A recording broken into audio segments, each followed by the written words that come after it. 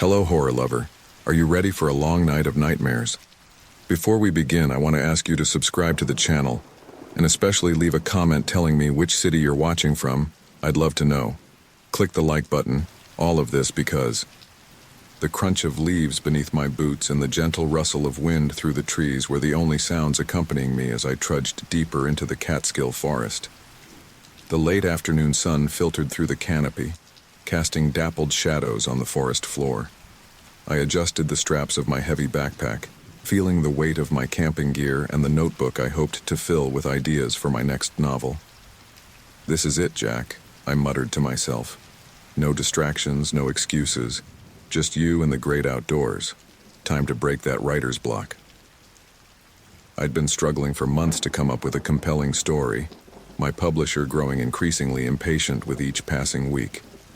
This solo camping trip was my last-ditch effort to find inspiration, to reconnect with the passion that had driven me to become a writer in the first place.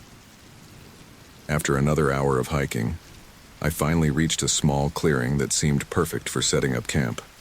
A babbling brook ran nearby, providing a soothing background noise and a convenient water source. I shrugged off my backpack with a grunt of relief and began to unpack. As I worked on pitching my tent, my mind wandered to the stories my grandfather used to tell about these mountains.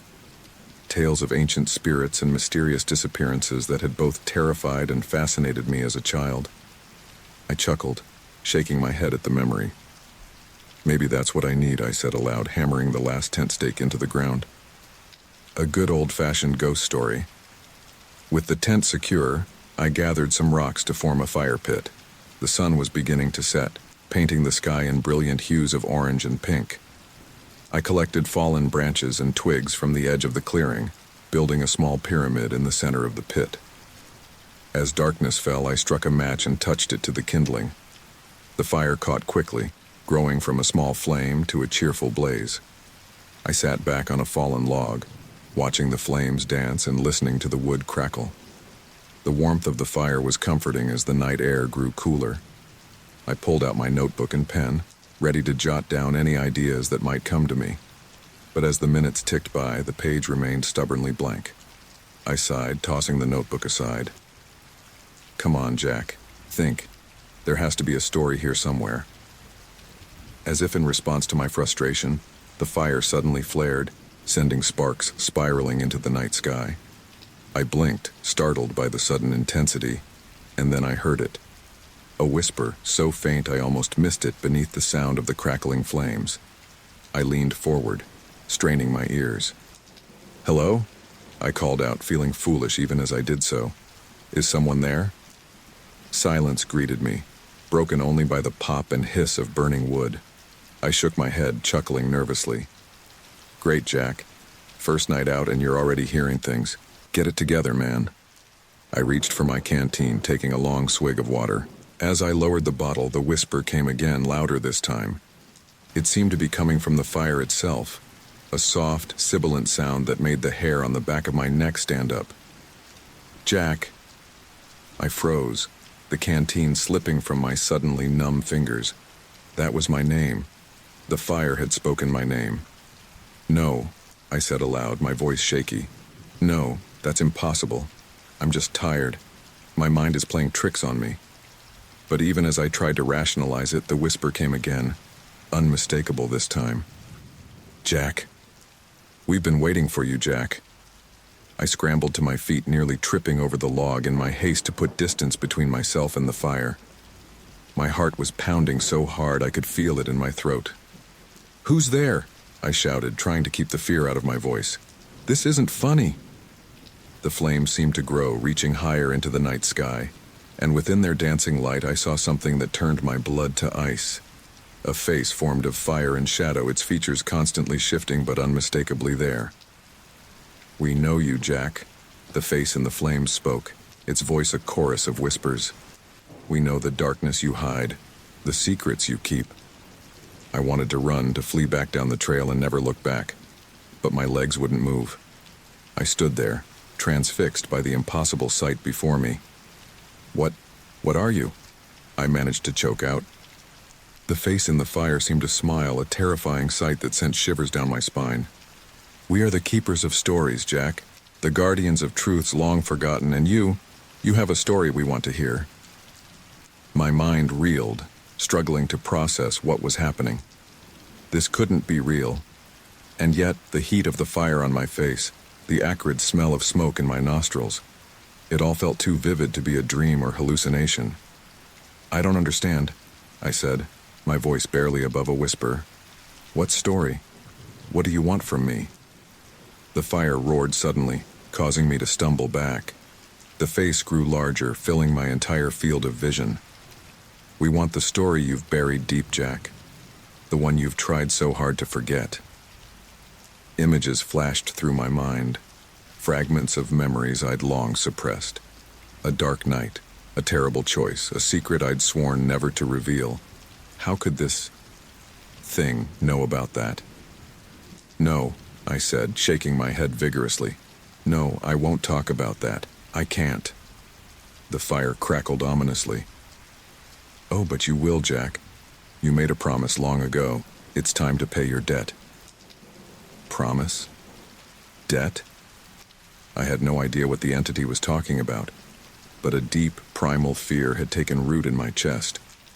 Whatever was happening, I knew instinctively that I was in grave danger.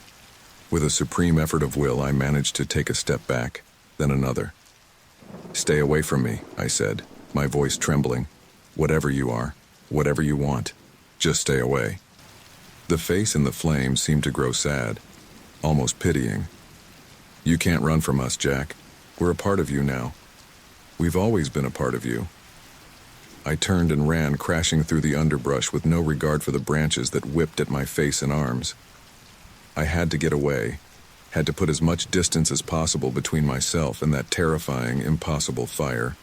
But even as I fled, I could hear the whispers following me, carried on the wind. Run all you want, Jack. We'll be waiting. Your story isn't finished yet. I ran until my lungs burned and my legs felt like jelly. Finally, I collapsed against a tree, gasping for breath. The forest around me was dark and silent, no sign of pursuit. But I couldn't shake the feeling that I was being watched, that something out there in the darkness was waiting. As my breathing slowly returned to normal, I realized with a sinking feeling that I had no idea where I was. In my panic, I'd run blindly into the forest, leaving behind my tent, my supplies, everything. I slid down to sit at the base of the tree, wrapping my arms around my knees. What had just happened? Was I losing my mind? Or was there really something supernatural out there in the forest? Something that knew my deepest, darkest secrets? As the adrenaline wore off, exhaustion began to set in. Despite my fear, my eyelids grew heavy. The last thing I remember thinking before sleep claimed me was a grim realization. I'd come to these mountains looking for a story. The first rays of dawn filtered through the dense canopy, rousing me from my fitful sleep. For a moment I lay there, disoriented, my back aching from the hard forest floor. Then the memories of the previous night came rushing back, and I bolted upright, my heart racing. It was just a dream, I muttered, running a hand through my disheveled hair. A vivid, terrifying dream, but nothing more. I stood up, wincing at the stiffness in my joints, and took stock of my surroundings. The events of the night had left me lost in the vast expanse of the Catskill Forest. I had no supplies, no water, and no idea which direction would lead me back to civilization. Great job, Jack, I chided myself. You came here for inspiration, and now you might die of exposure. Brilliant. With no better option, I picked a direction that seemed to slope downhill, hoping it might lead to a stream or river. As I walked, I tried to rationalize the events of the previous night. Stress, exhaustion, and an overactive imagination. That had to be the explanation. There was no way a campfire had actually spoken to me. After about an hour of walking, I heard the blessed sound of running water. Relief washed over me as I quickened my pace, pushing through a tangle of underbrush to reach the stream's edge. I knelt down, cupping my hands to drink the cool, clear water. As I straightened up, wiping my mouth with the back of my hand, I froze. There, on the opposite bank, was a familiar sight. My campsite. Impossible, I whispered. But there it was. My tent, my backpack, and the stone-ringed fire pit. The embers of last night's fire still glowed faintly in the morning light. I waded across the shallow stream, my mind reeling. How had I ended up back here? I was certain I'd run for miles in the opposite direction. As I approached the campsite, a chill ran down my spine. The air seemed to grow colder, heavier somehow. And then I heard it again, that whisper emanating from the dying embers. "Welcome back, Jack." I stumbled backward, nearly losing my footing. "No," I said, shaking my head vigorously. "You're not real. This isn't happening." The embers flared suddenly, and within seconds, a roaring fire had sprung to life in the pit. The face I'd seen the night before materialized in the flames, its features flickering and shifting. "Oh, but we are real, Jack," the fire said, its voice a chorus of whispers. "As real as the guilt you carry, the secrets you keep." I wanted to run again, but my legs wouldn't move. It was as if some unseen force held me rooted to the spot. "What do you want from me?" I asked, my voice barely above a whisper. The face in the fire seemed to smile, a sight that sent shivers down my spine. "We want you to remember, Jack. To face the truth you've tried so hard to forget." Before I could respond, the flames began to shift and swirl. Images started to form within the fire, hazy at first but growing clearer by the second. And with a jolt of shock, I realized I was looking at scenes from my own childhood. "No," I said, trying to look away but finding myself unable to. "Please, don't." But the fire paid no heed to my pleas. The images continued to play out, like some nightmarish home movie. I saw myself as a boy of 10 playing in the backyard of my childhood home. My younger sister Emily was there too, her pigtails bouncing as she chased me around the yard. "I remember this day," I said, my voice thick with emotion. "This was the day before." The fire crackled, almost sympathetically. "Yes, Jack. The day before everything changed." The scene shifted. Now I saw myself and Emily sneaking out of the house late at night, giggling at our perceived cleverness. "We just wanted to see the meteor shower," I explained, though I wasn't sure why I felt the need to justify my actions to the fire. We weren't supposed to be out, but I convinced Emily it would be worth it. In the flames, I watched as my younger self led Emily down to the creek that ran behind our house. We sat on the bank, our heads tilted back to watch the sky. "I remember how excited she was," I said, a lump forming in my throat. "She kept pointing out every streak of light, even when it was just a plane or satellite. But then the scene in the fire changed, and I felt my heart stop." "No," I whispered. "Please, I don't want to see this part." But the fire was relentless. I watched, helpless as the memory played out. Emily leaning too far over the creek bank, the sound of loose dirt giving way, her scream as she fell into the swollen creek, swollen from recent rains. "I tried to save her," I said, tears streaming down my face now. "I swear I tried." In the flames, I saw my younger self plunge into the creek, desperately trying to reach Emily. But the current was too strong, the water too cold and dark. "I couldn't reach her," I sobbed. "I couldn't." The fire flickered, and suddenly I was watching myself crawl out of the creek, coughing and sputtering. But Emily was nowhere to be seen. "I ran home," I said, the words tumbling out now. "I told our parents it was an accident, that Emily had snuck out on her own. I was so scared they'd blame me. I never told anyone the truth." The face in the fire reappeared, its expression unreadable. "And you've carried that guilt all these years, haven't you, Jack? It's shaped everything you've done, every choice you've made." I nodded, unable to speak through my tears. "But that's not all, is it?" The fire pressed. "There's more to your story, Jack. A promise made in the depths of your grief and guilt." I froze, a long-buried memory stirring in the recesses of my mind. "What are you talking about?" The fire roared higher. Think, Jack. Remember the night after Emily's funeral? The stranger you met in the woods? And suddenly it all came rushing back. A dark night much like this one, this. My 12-year-old self wandering the woods behind our house, lost in grief and self-loathing. And then... "There was a man," I said, the memory becoming clearer with each passing second. Or something that looked like a man. He said he could make the pain go away, make me forget. "And what did you promise in return, Jack?" the fire asked, its voice low and intense. I shook my head, not wanting to believe it. But the truth was there, impossible to deny any longer. "My stories," I whispered. I promised him my stories. He said one day he'd come to collect, and I agreed. The fire crackled triumphantly. And now that day has come, Jack. We are here to collect on that promise. I staggered backward, the full weight of realization crashing down on me. All these years, my writing career, my success, it wasn't really me, was it? "Oh, it was you, Jack," the fire said. "Your talent, your imagination. We simply guided you. And now it's time for you to fulfill your end of the bargain." "What do you want me to do?" I asked, my voice hollow. The face in the fire grinned, a terrifying sight. "Write for us, Jack. Tell the stories we want to hear. Dark tales, terrifying truths. Pour your guilt, your fear, your regret onto the page."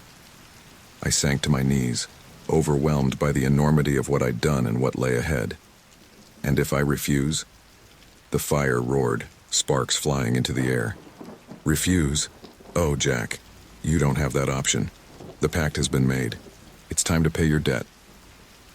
As the implications of my long-ago promise sank in, I felt a curious mix of dread and relief. The guilt I'd carried for so long, the secret I'd kept buried, it was all out now. And in a twisted way, I finally had the inspiration I'd been seeking. I reached for my notebook with trembling hands. I'll need my pen." The fire crackled, almost approvingly. "That's a good boy, Jack. Let the stories flow. We'll be right here, watching and waiting." As I put pen to paper, I could feel the weight of unseen eyes upon me. The forest around me seemed to hold its breath, waiting for the tales I was about to unleash. And so, with the otherworldly fire as my witness, I began to write.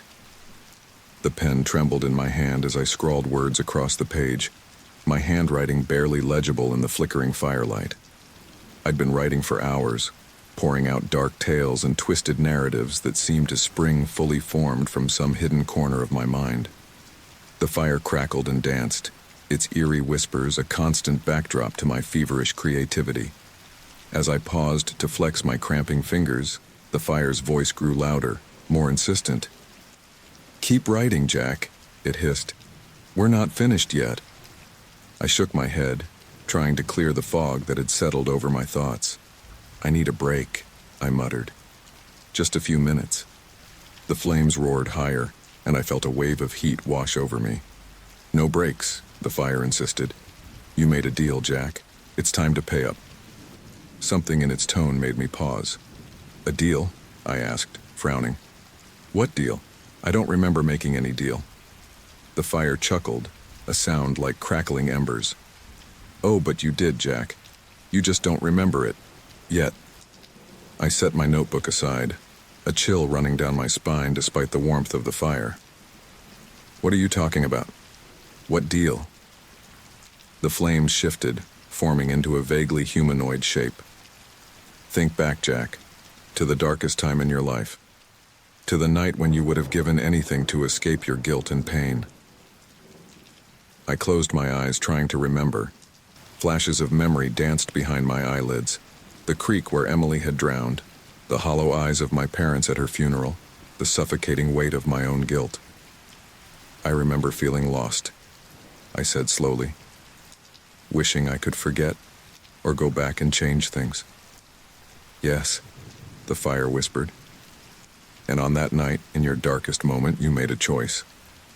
The flames shifted again, and suddenly I was watching a scene play out within the fire.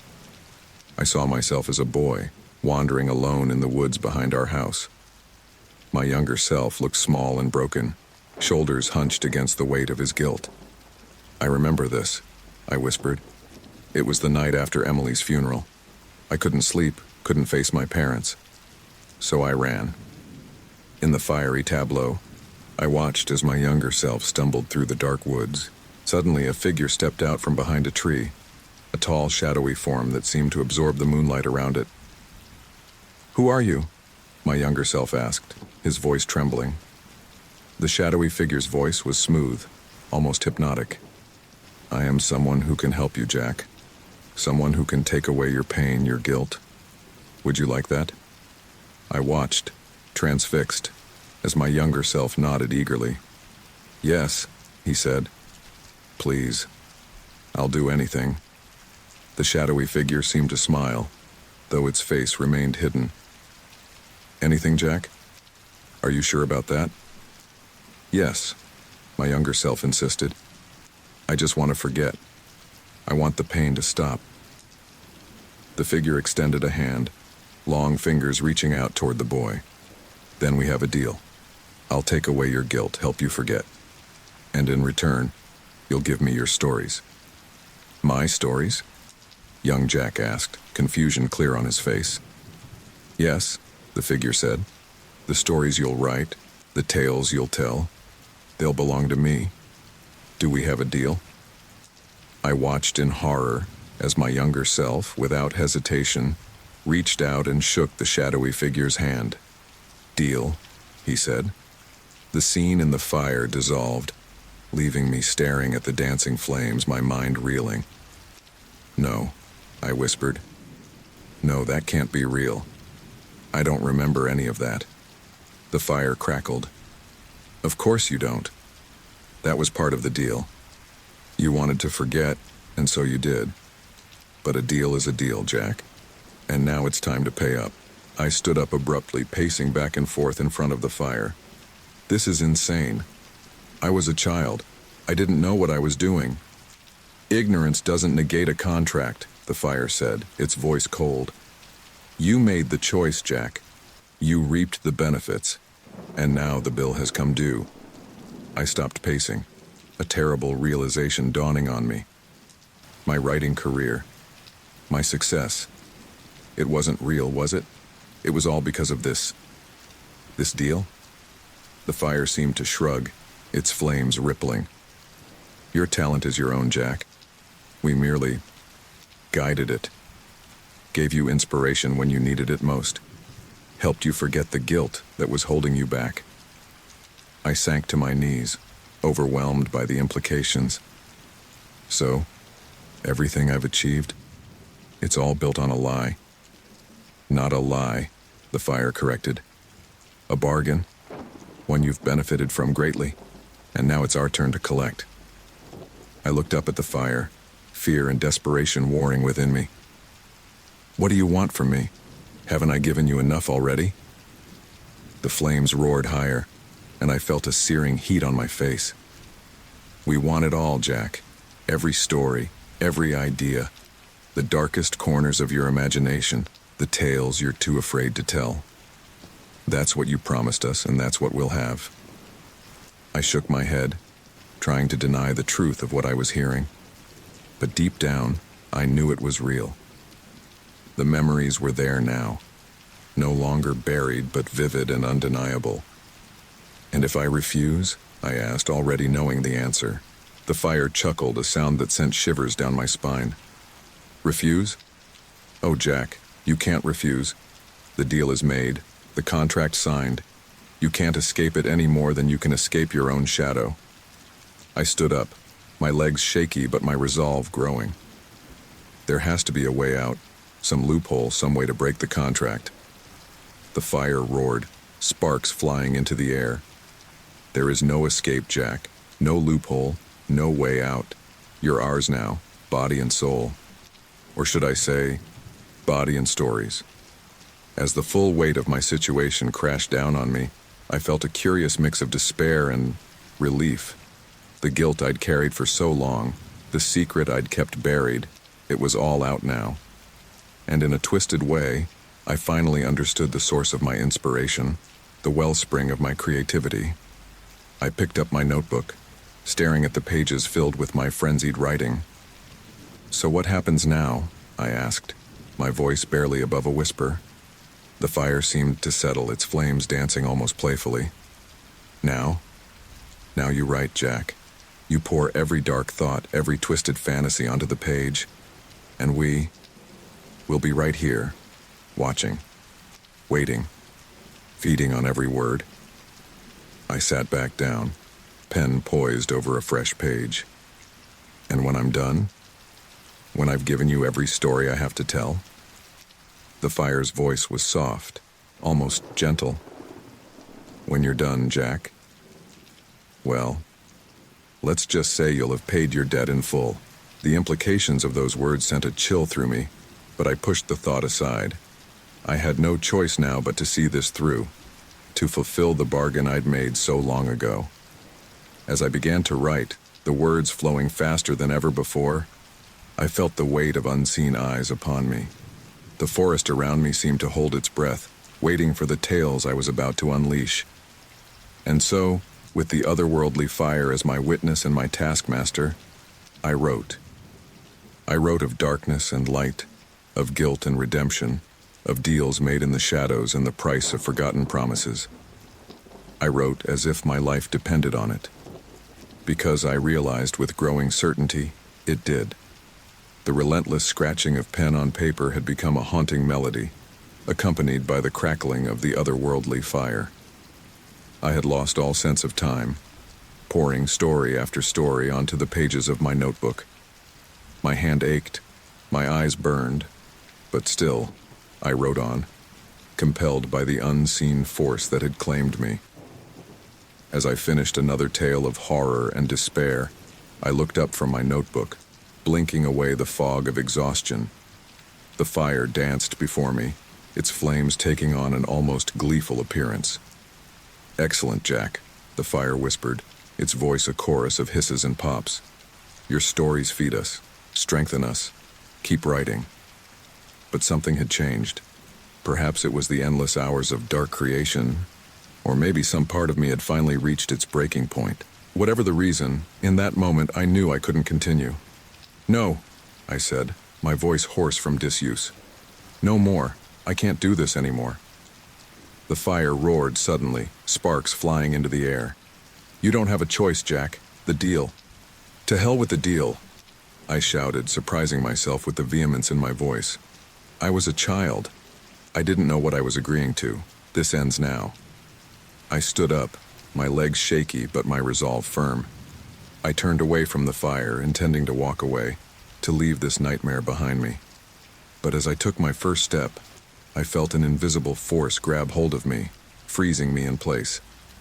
"You can't leave, Jack," the fire said, its voice now a menacing growl. "You're ours now, body and soul." I struggled against the unseen bonds, panic rising in my chest. "Let me go," I yelled, my voice echoing through the dark forest. "I won't be your puppet anymore." The woods around me seemed to come alive in response to my defiance. The trees creaked and groaned, their branches reaching out like grasping hands. Shadows danced at the edge of my vision, taking on monstrous forms. The very air seemed to thicken, pressing in on me from all sides. "Help!" I tried to scream, but no sound came out. My voice had been stolen, silenced by the same otherworldly power that held me immobile. The fire roared higher, its flames stretching impossibly tall. I could feel its heat on my face, see the tongues of fire reaching out towards me like hungry fingers. "You cannot escape us, Jack," the fire said, its voice now a cacophony of whispers that seemed to come from everywhere at once. "Your stories, your imagination, your very essence, it all belongs to us now." I closed my eyes, trying to shut out the nightmarish scene around me. In my mind, I saw flashes of my life, my childhood, my sister's tragic death, the years of guilt and buried memories. And then, unbidden, came images of my writing career, the success I'd achieved, the accolades I had received. All of it, I now realized, tainted by the dark bargain I'd unwittingly made. Please, I thought, unable to speak the words aloud. I just want to be free. The fire crackled in response, as if it could hear my thoughts. Freedom comes with a price, Jack. Are you willing to pay it? To give up everything you've gained? I opened my eyes, staring defiantly into the heart of the flames. I tried to nod, to indicate my agreement, but the invisible force still held me rigid. The fire seemed to consider for a moment, its flames dancing in contemplation. Very well, it said at last. Let's see how far you're willing to go to break our deal. Suddenly the force holding me vanished and I stumbled forward, nearly falling into the fire. I caught myself at the last moment scrambling backward away from the flames. Run, Jack, the fire taunted. Run if you can, but know that we will always be with you, always be a part of you. I didn't need to be told twice. I turned and ran, crashing through the underbrush with no regard for direction or safety. Branches whipped at my face, roots threatened to trip me, but still I ran on, driven by pure animal instinct to escape. Behind me, I could hear the forest coming alive. Trees groaned and shifted, their roots tearing free of the earth to give chase.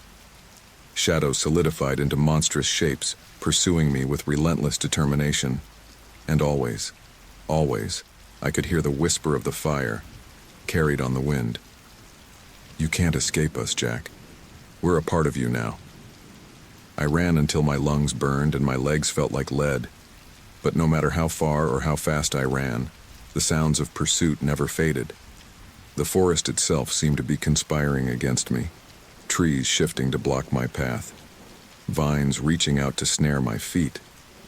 Just when I thought I couldn't go on, when my body was ready to collapse from exhaustion, I saw a glimmer of light ahead. Dawn was breaking, the first rays of sunlight piercing through the canopy. No! The fire's voice howled, suddenly sounding distant and weak. It's not time yet! Hope surged through me, giving me a final burst of energy. I pushed forward, breaking through the tree line into a small clearing. As the sunlight washed over me, I felt the oppressive presence that had been hounding me begin to fade. I fell to my knees, gasping for breath, my whole body trembling with exhaustion and relief. Behind me, I could hear the sounds of the forest settling, returning to its natural state. The monstrous shadows retreated, the animated trees stilled. As the sun climbed higher in the sky, I slowly got to my feet, looking around warily. The clearing was peaceful now, showing no signs of the supernatural horror I'd just escaped. But I knew better than to trust appearances. Is it over? I wondered aloud, my voice hoarse and shaky. As if in answer, a gentle breeze rustled through the clearing, carrying with it a final whisper. This isn't over, Jack. The sun may have weakened us, but we are still here, still a part of you. We will be waiting when darkness falls again. I shuddered, knowing the truth of those words. The bargain I'd made, the dark force I'd unleashed, it wasn't something I could simply run away from. It was a part of me now, for better or worse. But as I stood there in the growing light of day, I felt something I hadn't experienced in a long time. Hope. I had faced my darkest fears, confronted the guilt and pain I'd buried for so long, and I had survived. I took a deep breath, feeling the warm sunlight on my face. For the first time in what felt like an eternity, I allowed myself to smile. Let them wait, I said to myself, a new determination filling me. I'm not the same person I was. I'm not that scared, guilt-ridden boy anymore. Whatever comes next, I'll face it on my own terms. With that resolve, I picked a direction and started walking. I didn't know where I was going or what challenges lay ahead. But I knew one thing for certain. My story was far from over. And this time, I would be the one writing it. As I walked, I could feel the weight of my notebook in my pocket, filled with the dark tales I'd created under the fire's influence. Part of me wanted to destroy it, to burn away all evidence of my ordeal. But another part, a stronger part, knew that those stories were a part of me now. They were born from my pain, my guilt, my fears, but also from my creativity, my imagination. I'll use them, I decided, not as the fire intended, but as a way to exorcise my own demons, to help others face their fears. With each step I took, I felt lighter, more in control. The sun continued to rise, chasing away the last shadows of the night, and as I walked on, leaving the dark forest behind, I began to plan my next story, one of redemption, of facing one's inner darkness and emerging stronger. The fire's whisper still echoed in the back of my mind, a reminder of the pact I'd made. But now, it no longer filled me with dread. Instead, it served as a challenge, a motivation to keep moving forward, to keep writing, to keep fighting. My desperate escape had led me not just out of the forest, but toward a new understanding of myself. And whatever darkness still lurked within me, whatever supernatural forces might still claim a part of my soul, I was ready to face them. The city skyline loomed before me as I stumbled out of the taxi, my legs still weak from my ordeal in the forest. The familiar sights and sounds of urban life felt surreal after the supernatural horror I'd experienced. As I fumbled with my keys at the entrance to my apartment building, my phone buzzed insistently in my pocket. With trembling hands, I fished it out and saw a barrage of missed calls and messages from my agent, Sarah. Frowning, I hit the callback button as I rode the elevator up to my floor. Sarah answered on the first ring. "Jack, where the hell have you been? I've been trying to reach you for days." I was camping, I mumbled, the lie tasting bitter on my tongue. "No cell service. What's going on, Sarah?" There was a moment of silence. Then Sarah's voice came back, bubbling with excitement. "What's going on? Jack, you're a sensation. That manuscript you sent me before you left? It's a bestseller." I froze, my key halfway to the lock of my apartment door. "What? But that's impossible. It wasn't even finished when I left." Sarah laughed, a sound of pure joy. "Well, whatever you did on that camping trip, it worked miracles." The manuscript arrived in my inbox complete and polished 3 days ago. I've never read anything like it, Jack. Dark, visceral, utterly captivating.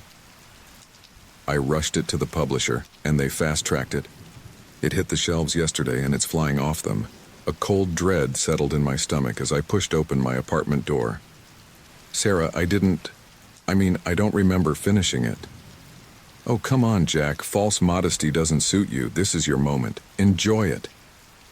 Sarah paused, then added in a more serious tone. "Listen, I've got to run to another meeting, but we need to talk about your next book. The publisher is clamoring for more. Can you come by the office tomorrow?" I nodded numbly, then remembered she couldn't see me. Yeah, I'll be there." After hanging up, I stood in the middle of my living room, trying to process what I'd just heard. My eyes fell on my laptop, sitting innocently on the coffee table. With a sense of trepidation, I opened it and found a document I didn't remember creating.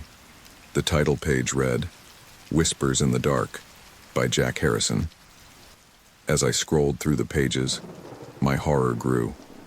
The story was mine, unmistakably in my voice, but darker and more terrifying than anything I'd ever written before. Scenes of unspeakable horror unfolded before my eyes, interwoven with deeply personal details from my own life, twisted versions of memories I'd tried to forget. "This can't be happening," I muttered, slamming the laptop shut. But even as I tried to deny it, new ideas began to flood my mind. Vivid, horrifying concepts for stories poured into my consciousness, each more disturbing than the last. My hands itched to write them down, to give form to these terrifying visions. Before I knew it, I was at my desk, my fingers flying over the keyboard. Hours passed in a blur as I wrote feverishly, unable to stop the torrent of words. When I finally came to my senses, the sun was rising, and I had completed 3 short stories and the outline for a new novel. Exhausted but strangely exhilarated, I stumbled to bed, falling into a fitful sleep filled with dark dreams. The next day, I made my way to Sarah's office. my mind still reeling from the events of the past 24 hours. As I entered, Sarah greeted me with a wide smile and a warm hug. "There's my star author," she exclaimed. "Jack, I can't tell you how excited everyone is about your book. The reviews are phenomenal. Listen to this one. Harrison delves into the darkest recesses of the human psyche, emerging with a tale that is as horrifying as it is impossible to put down. They're calling you the new king of horror." I managed a weak smile. That's great, Sarah. But about the new material." Sarah cut me off, her eyes gleaming. "Oh yes, let's talk about that. I got your email this morning with those new stories. Jack, they're incredible. Even darker and more intense than Whispers in the Dark. How are you producing so much so quickly?" I sank into a chair, my head spinning. "Email? What email?" Sarah frowned, pulling up her computer. "The one you sent at 4:37 this morning. 3 completed short stories and an outline for a new novel, don't you remember?" As she turned the screen towards me, I saw my own words staring back at me. The stories I'd written in my midnight frenzy had somehow found their way to Sarah without any conscious action on my part. I've been having trouble sleeping," I mumbled, trying to cover my confusion and growing fear. "Must have sent it without thinking." Sarah nodded sympathetically. "Well, insomnia seems to agree with you creatively. These stories are gold, Jack. Pure gold. The publisher wants to fast-track a collection of your short stories, and they're already excited about the new novel." As Sarah continued to outline the plans for my suddenly skyrocketing career, a sense of dread settled over me. The weight of my supernatural encounter in the forest pressed down on me, and I realized with growing horror the true nature of my gift. "Sarah," I interrupted, my voice shaky, What if I told you I'm not sure I can keep producing like this?" She looked at me, puzzled. "What do you mean, Jack? You're on fire right now. Your imagination is working overtime, creating these incredible, terrifying stories. Why would you want to stop?" I struggled to find the words to explain without sounding insane. "It's just, I'm not sure these stories are really mine. I mean, yes, I'm writing them, but it feels like they're coming from somewhere else, somewhere dark." Sarah leaned back in her chair, studying me carefully. "Jack, listen to me. Every writer goes through moments of self-doubt, especially when they're experiencing a creative surge like this. What you're feeling is normal. These stories are coming from you, from your experiences, your fears, your imagination. They're just flowing more freely now because you've tapped into something powerful." I nodded slowly, wanting to believe her, but the memory of the fire's whispers echoed in my mind. "Your stories, your imagination, your very essence, it all belongs to us now." As I left Sarah's office, my head spinning with plans for book tours, interviews, and writing deadlines, I couldn't shake the feeling that I had made a terrible mistake. My newfound success, the acclaim, the productivity, it all came with a price I wasn't sure I was willing to pay. Back in my apartment, I sat at my desk, staring at the blank document on my computer screen.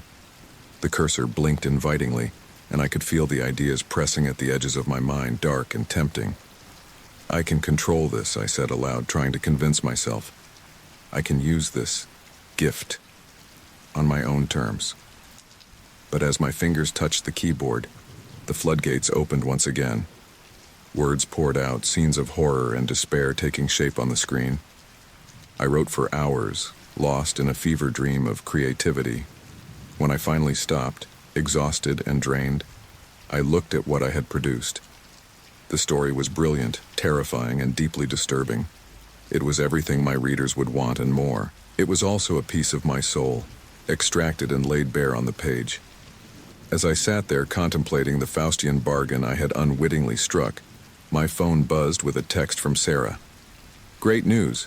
Your book just hit #1 on the NYT bestseller list. We're celebrating tomorrow night. You're a star, Jack." I stared at the message, a mix of elation and dread washing over me. Success, fame, creative fulfillment. Everything I had ever dreamed of was now within my grasp. But the cost was my sanity, my peace of mind, perhaps even my very essence. As the sun set outside my window, casting long shadows across my desk, I made a decision. I would ride this wave, use this dark gift to create something meaningful. Perhaps in doing so, I could find a way to break free from the supernatural force that held sway over me. Or perhaps, a small voice whispered in the back of my mind, I would lose myself entirely to the darkness that now fueled my creativity. With a deep breath, I opened a new document and began to write, the words flowing like blood from an open wound. As I wrote, I could almost hear the crackle of that otherworldly fire, feel its heat on my face. The curse was now my gift, and the gift my curse. The soft glow of my laptop screen illuminated the darkened living room as I typed furiously, lost in the grip of another writing frenzy. The clock on the wall ticked past 2 a.m., but time had become meaningless in the face of my ceaseless creativity. My latest novel was taking shape, each word more chilling than the last. As I paused to flex my aching fingers, a flicker of movement caught my eye.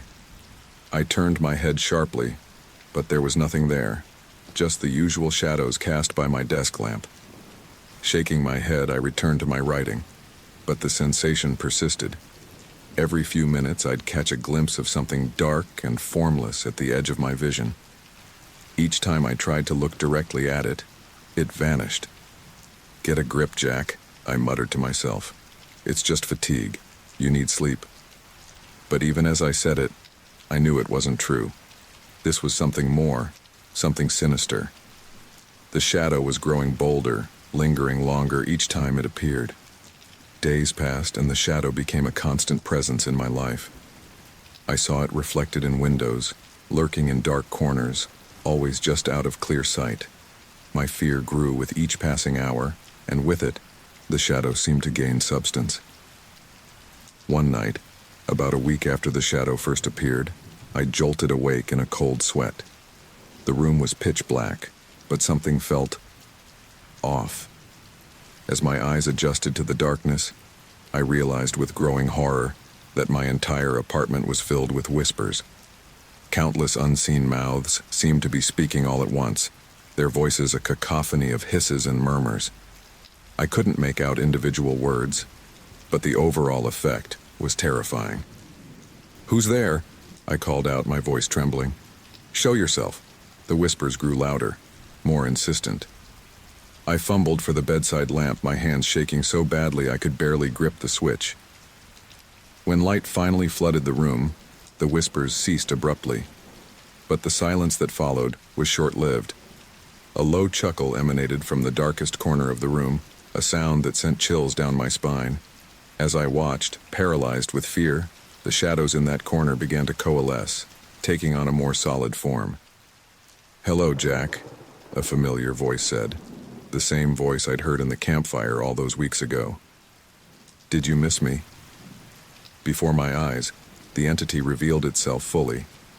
It was a nightmarish sight, a swirling mass of smoke and flame, vaguely humanoid but constantly shifting and changing. Where its face should have been, there was only a gaping maw of fire.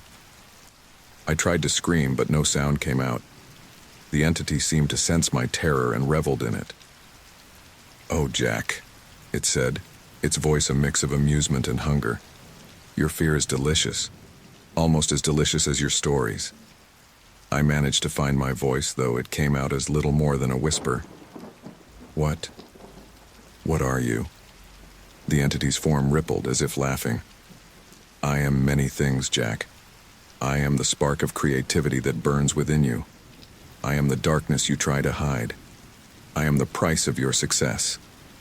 It moved closer, and I could feel the heat emanating from its fiery form. "But most importantly, I am here to collect what you owe." My mind raced, trying to make sense of what was happening. "The pact," I said, realization dawning. "The deal I made as a child." "Yes," the entity hissed, pleased. "You remember now. The guilt you wanted to forget, the pain you wanted to escape.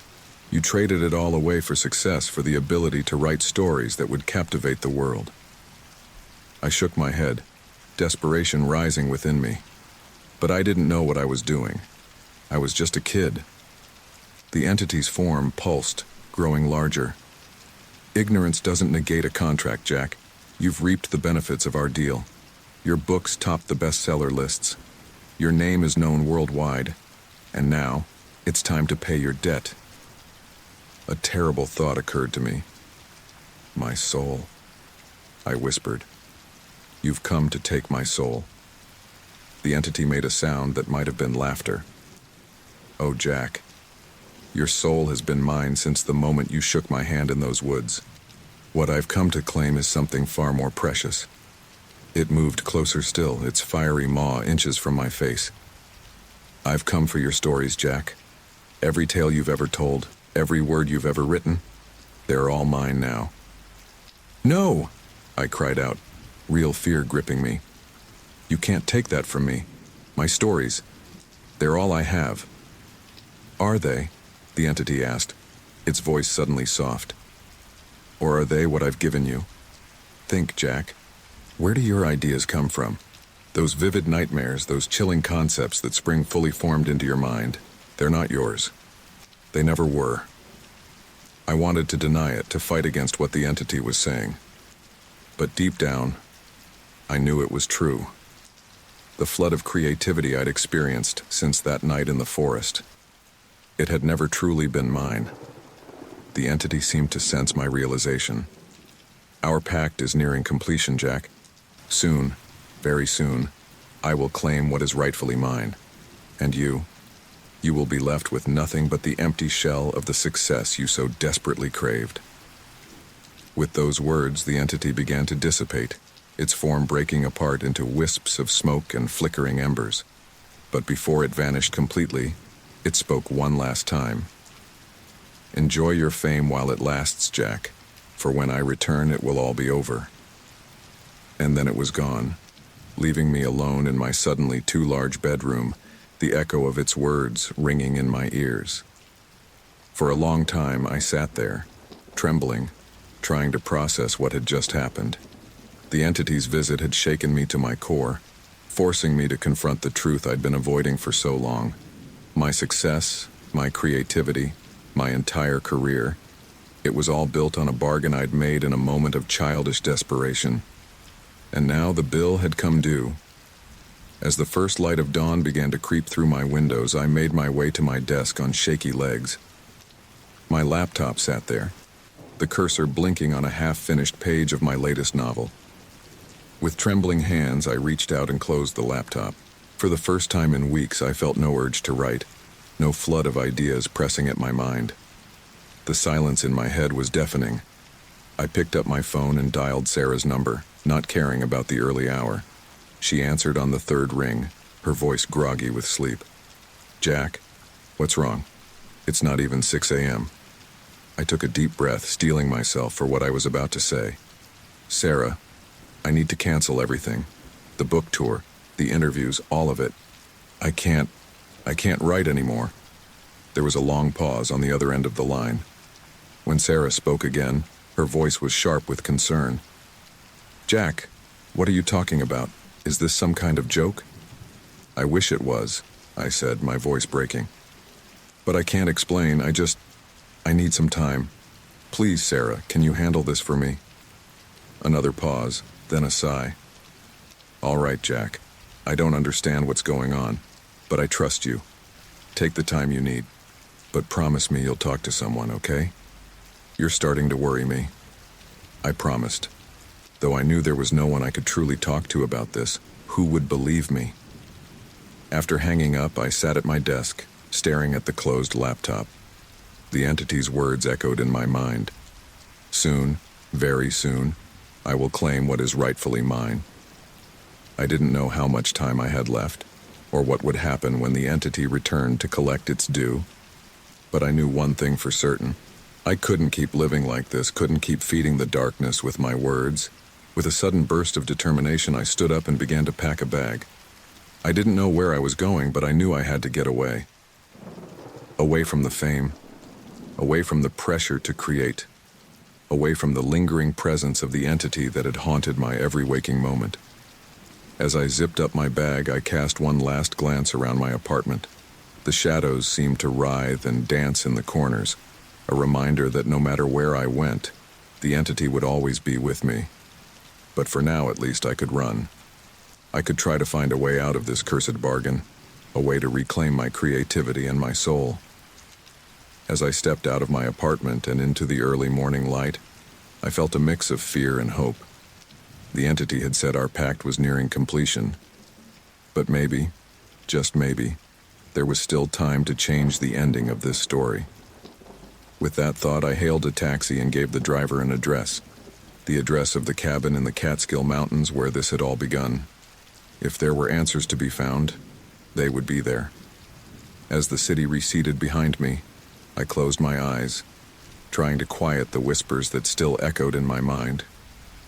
The musty scent of old books filled my nostrils as I hunched over yet another arcane tome in the dim light of Madame Zora's Occult Emporium. The shop was cramped, every available surface crammed with crystals, candles, and leather-bound volumes.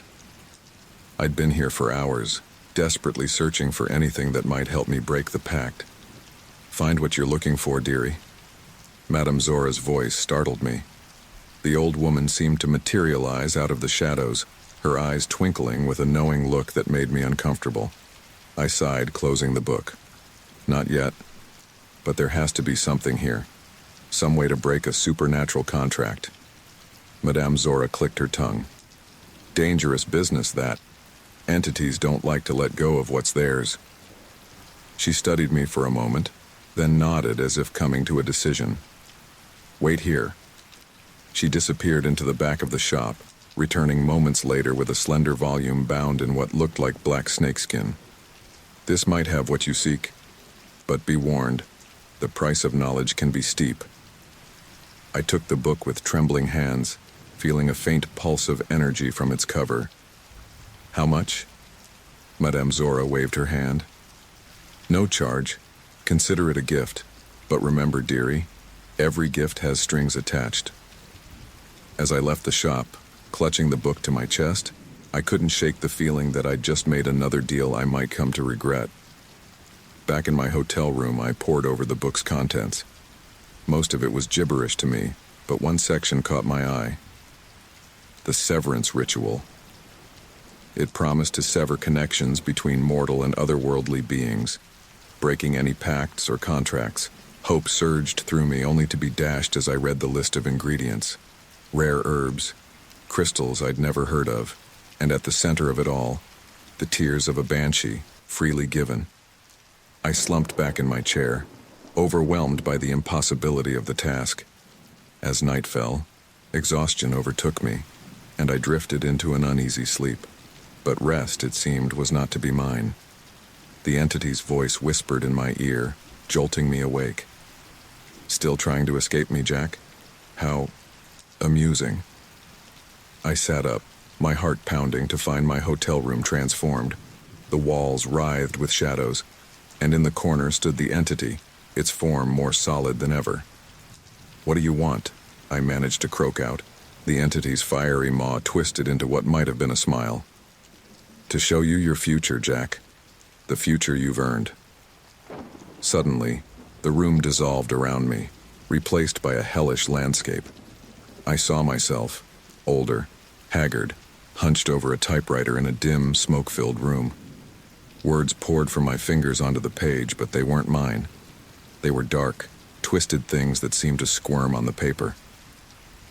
"This is what awaits you," the entity's voice echoed around me. "An eternity of creation, but not for yourself.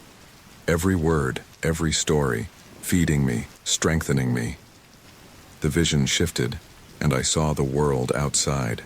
Streets filled with shambling, hollow-eyed people, all of them muttering fragments of stories under their breath.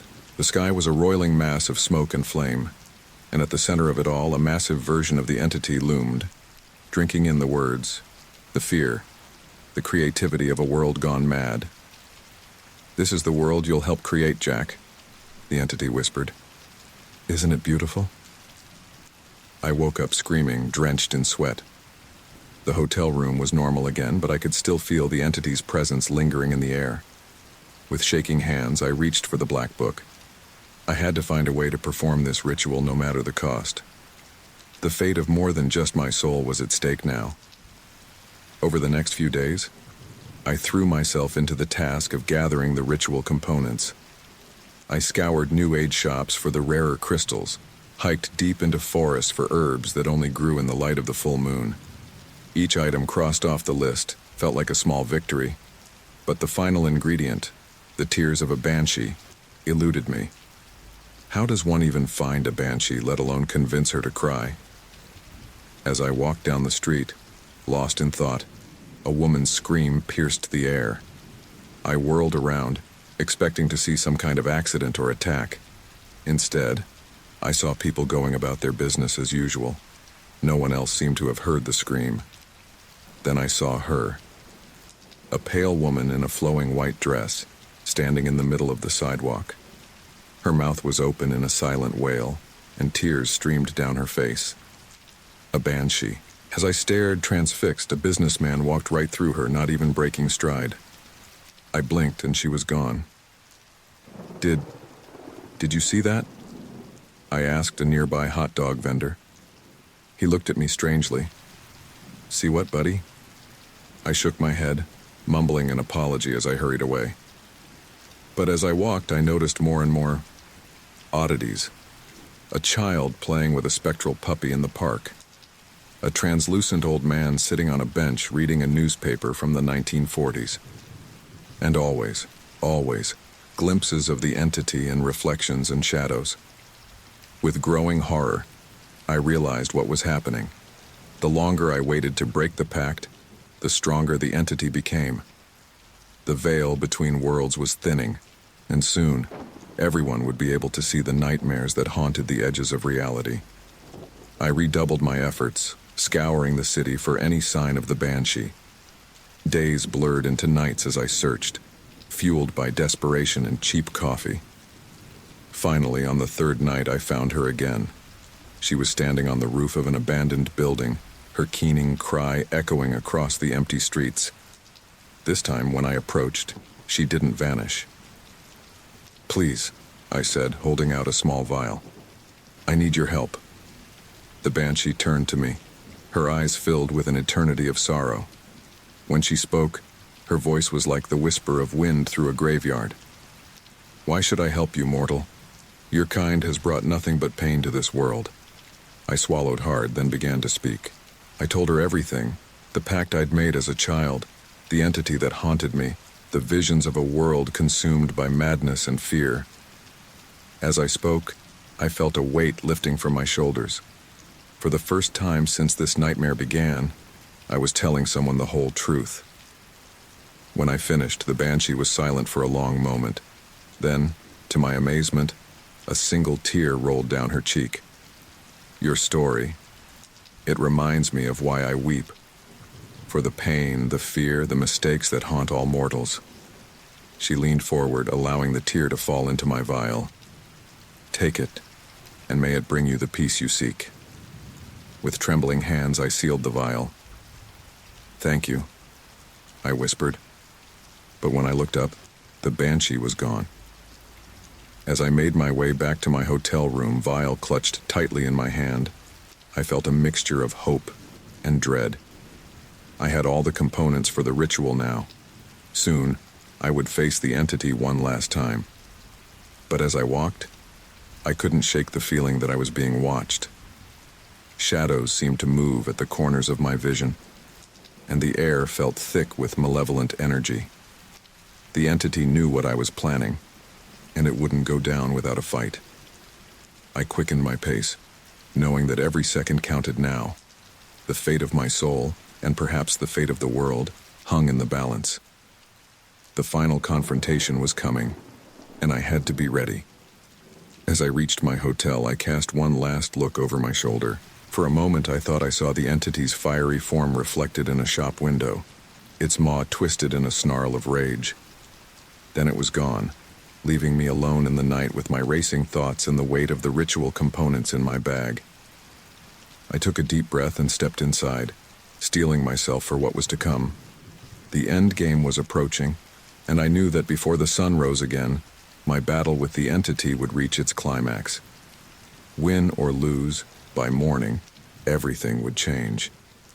The crunch of leaves beneath my feet was the only sound that broke the eerie silence as I made my way through the dense Catskill forest. The familiar path seemed both comforting and menacing, every tree a potential hiding place for the horrors that had haunted me for so long. As I approached the clearing where it had all begun, a chill ran down my spine. The air felt charged, as if the very forest was holding its breath in anticipation. I set my backpack down and began to unpack the ritual components with trembling hands. "You don't have to do this, Jack," a voice whispered on the wind. I whirled around, but there was no one there. Just the trees, their branches swaying gently despite the lack of breeze. I shook my head, trying to clear it. "No more games," I muttered. "This ends today." As I arranged the crystals in a circle and laid out the herbs, the forest around me grew unnaturally quiet. No birdsong, no rustling of small animals in the underbrush. It was as if all of nature was retreating, sensing the cosmic battle that was about to unfold. With everything in place, I took a deep breath and opened the black book, its pages seeming to writhe under my gaze. The incantation was complex, a mix of ancient languages and guttural sounds that felt wrong in my mouth. But I had practiced, and I knew what I had to do. As I began to speak, my voice shaking with each syllable, the air grew thick with malevolent energy. The crystals began to glow, pulsing with an otherworldly light. The herbs smoldered, releasing tendrils of sweet-smelling smoke that twisted into unnatural shapes. "Foolish boy," the entity's voice boomed, seeming to come from everywhere at once. "Did you really think you could undo our pact so easily?" The shadows at the edge of the clearing began to coalesce, taking on the familiar, terrifying form of the entity. It was larger than I had ever seen it, its fiery maw twisted into a snarl of rage. I faltered for a moment, nearly losing my place in the incantation. The entity seized on my hesitation, pressing its advantage. "Think of all I've given you, Jack," it purred, its voice now seductive. "The fame, the success, the adoration of millions. Are you really willing to throw that all away?" Images flashed before my eyes, my books on bestseller lists, crowds cheering at my readings, my bank account swelling with royalties. For a moment I wavered, but then I remembered the cost, the nightmares, the loss of control, the gradual erosion of my very self, and worse, the visions of a world consumed by the entity's hunger. "No," I said, my voice growing stronger. "No more." I resumed the incantation, my words cutting through the entity's illusions. It roared in frustration, its form rippling with barely contained fury. "You ungrateful wretch," it howled. "I made you what you are." Tendrils of darkness shot out from the entity, whipping around me like angry snakes. I felt them trying to penetrate my mind to strip away my resolve. But I pressed on, each word of the ritual a shield against its assault. As I neared the end of the incantation, I reached for the final component, the vial containing the Banshee's tear. The entity's eyes widened in recognition and fear. "No!" it shrieked. "You don't know what you're doing." I uncorked the vial, my hand shaking so badly I nearly dropped it. "I know exactly what I'm doing," I said. "I'm taking back my life." With those words, I upended the vial, letting the single glistening tear fall onto the smoldering herbs. The effect was instantaneous and catastrophic. A blinding light erupted from the circle of crystals, so bright it seared my vision even through closed eyelids.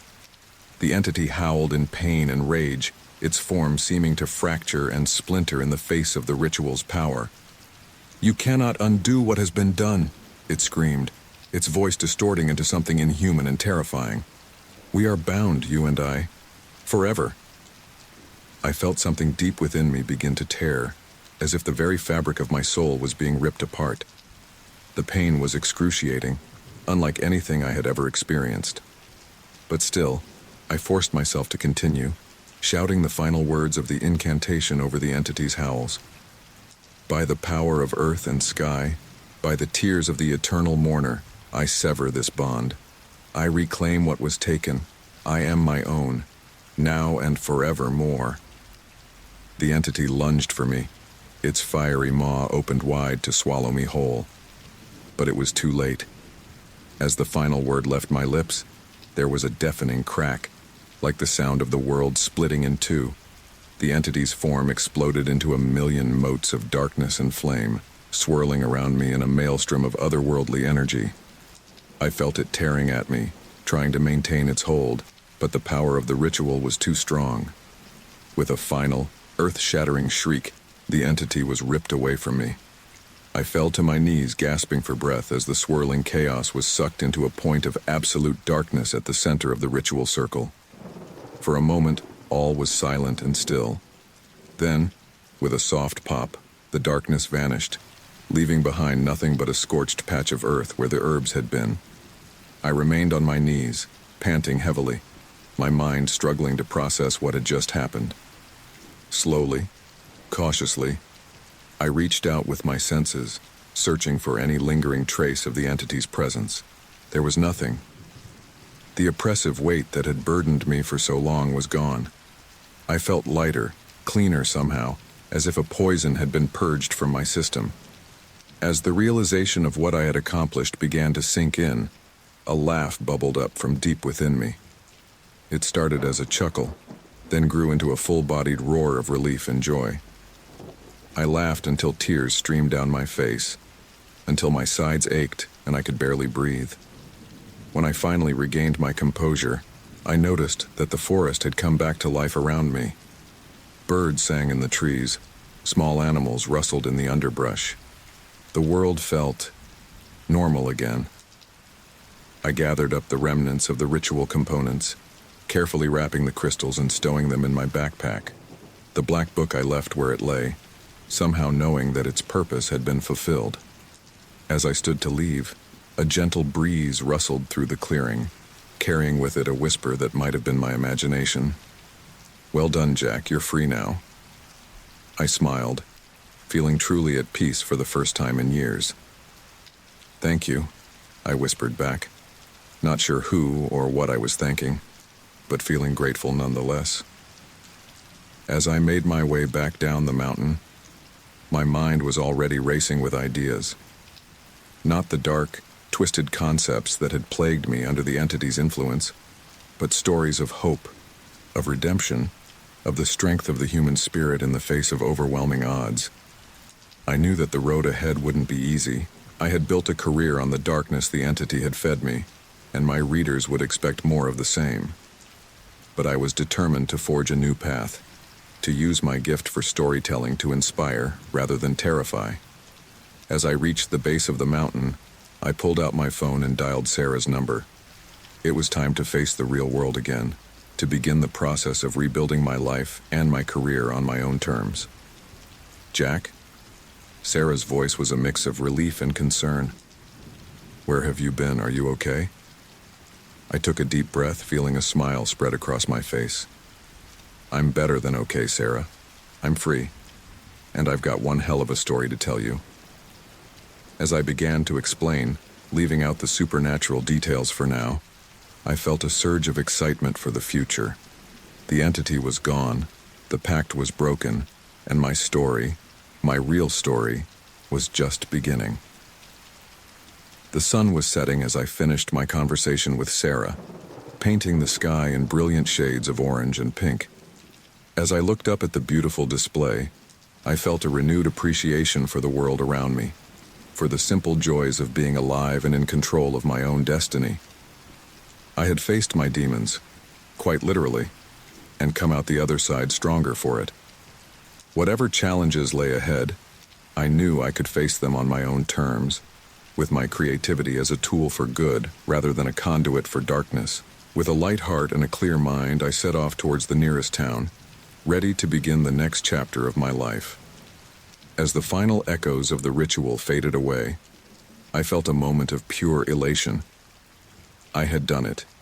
I had broken the pact, banished the entity, and reclaimed my life. But that moment of triumph was short-lived. A deafening crack filled the air, like the sound of a glacier splitting in two. I looked up, expecting to see storm clouds gathering, but what I saw instead froze the blood in my veins. The sky itself was fracturing, hairline cracks spreading across the blue expanse like a spider web.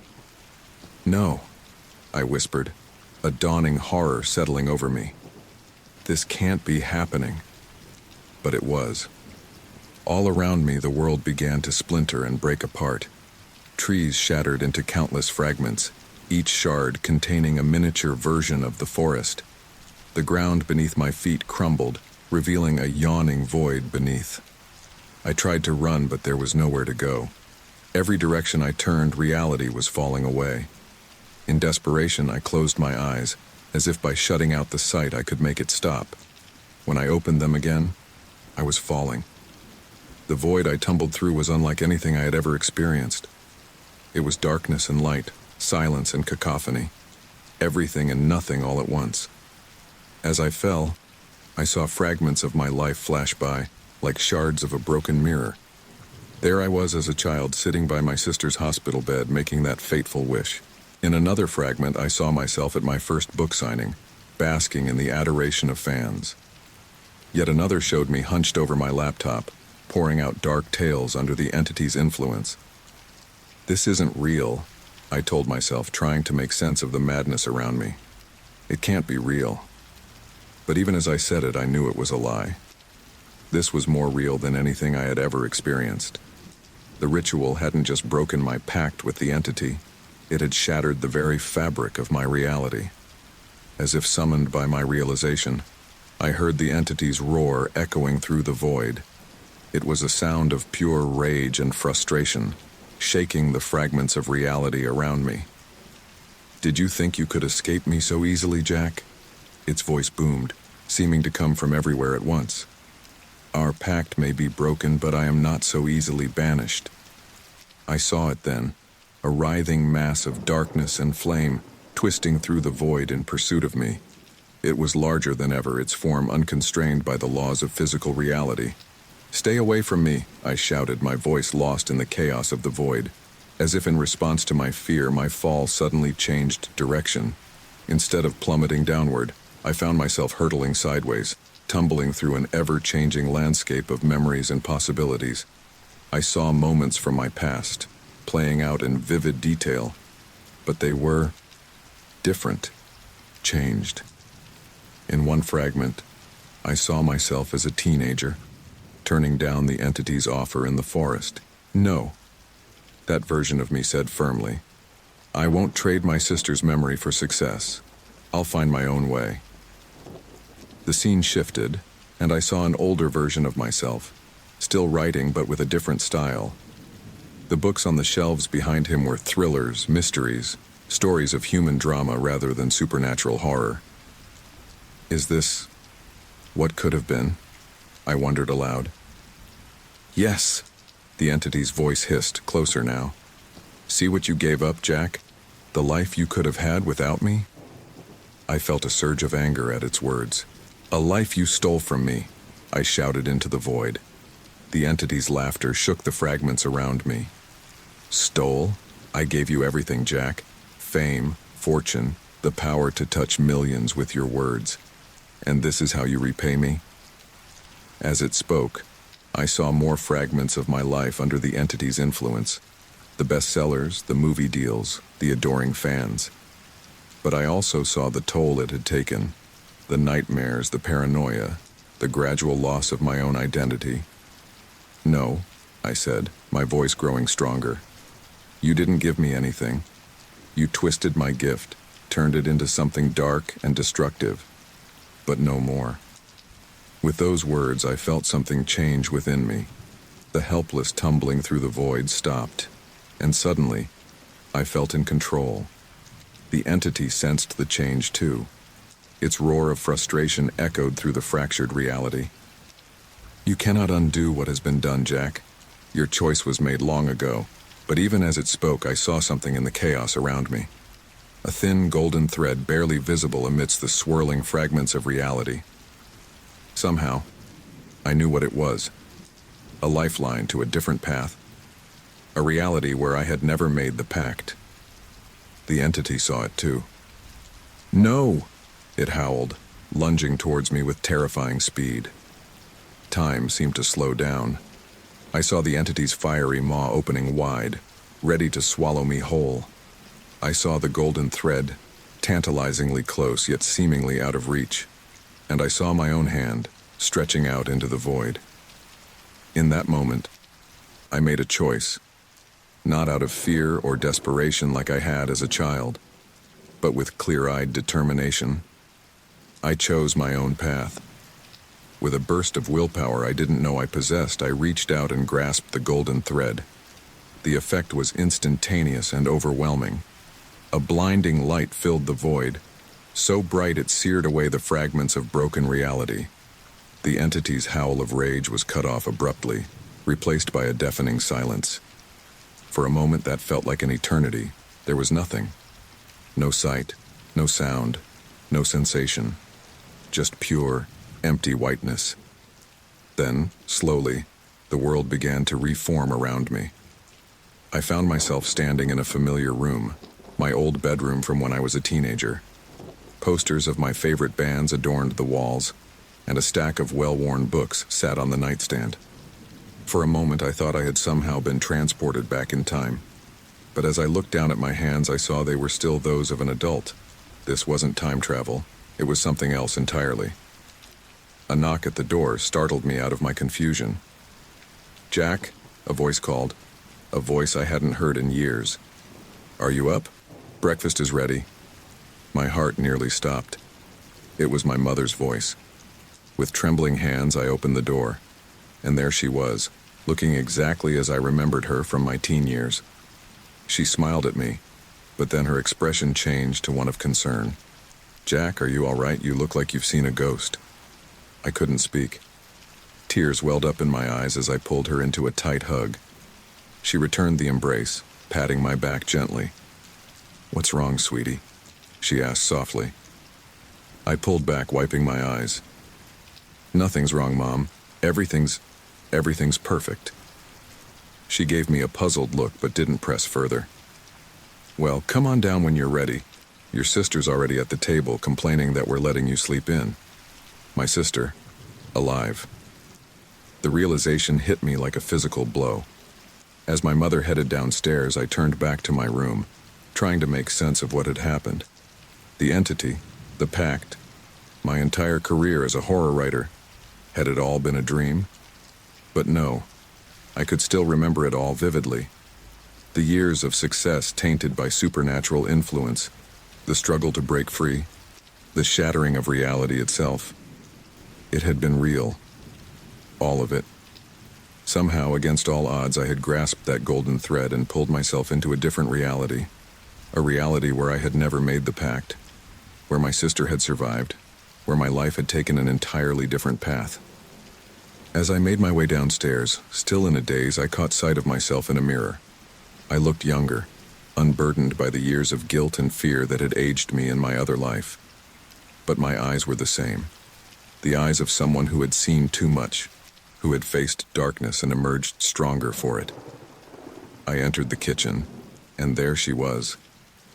My sister, alive and well, rolling her eyes at me dramatically. "Finally, I thought you were going to sleep all day." I couldn't help it. I burst into tears again, pulling her into a hug that probably confused her terribly. But I didn't care. She was here. She was alive. And I had been given a second chance.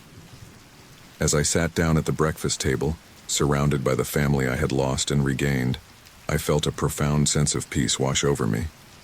The entity was gone, banished to the shattered remnants of the reality I had left behind. The pact was undone, my soul my own again. I knew that the road ahead would not be easy. I had memories of a life unlived, knowledge of horrors that had never come to pass in this reality. Integrating back into this world, this life, would be a challenge. But as I looked around at my family, alive and whole, I knew it was a challenge I was more than willing to face. I had been given a rare gift, the chance to rewrite my own story. And this time I was determined to make it a tale of hope, of love, of the triumph of the human spirit over darkness. As I picked up my fork, ready to enjoy a family breakfast for the first time in what felt like lifetimes, I silently vowed to make the most of this second chance. The transition was jarring, disorienting. One moment, I was sitting at the breakfast table with my family, my sister alive, my past rewritten. The next, I was blinking awake in the dim light of a dying campfire, the scent of pine and smoke filling my nostrils. For a long moment, I simply sat there, trying to process what had happened. Had it all been a dream? The shattering of reality? The glimpse of an alternate life? Had my mind conjured it all as some sort of coping mechanism? But no. As I looked around the familiar clearing in the Catskill Mountains, I knew that what I had experienced was real. The memories of both timelines resided within me, clear and vivid. I had lived 2 lives, faced my demons in multiple realities, and somehow found my way back to where it all began. The fire crackled, drawing my attention. As I watched, the flames seemed to twist and grow, taking on an all too familiar shape. So, the entity's voice hissed, weaker than before but still dripping with malice. You thought you could escape me so easily? I scrambled to my feet, heart pounding. The entity emerged from the fire, its form smaller and less defined than I remembered. It flickered and wavered, as if struggling to maintain its presence in our world.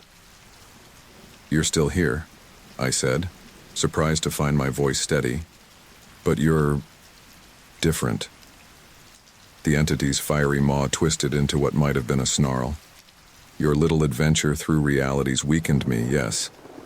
But I am not so easily banished, Jack. Our pact still stands. I shook my head, a newfound confidence flowing through me. No, it doesn't. I've seen what life could be like without you. I've felt what it's like to be free of your influence. The pact is broken. Foolish boy, the entity growled, its form pulsing with anger. You cannot simply wish away a bargain with forces beyond your comprehension. The price must be paid.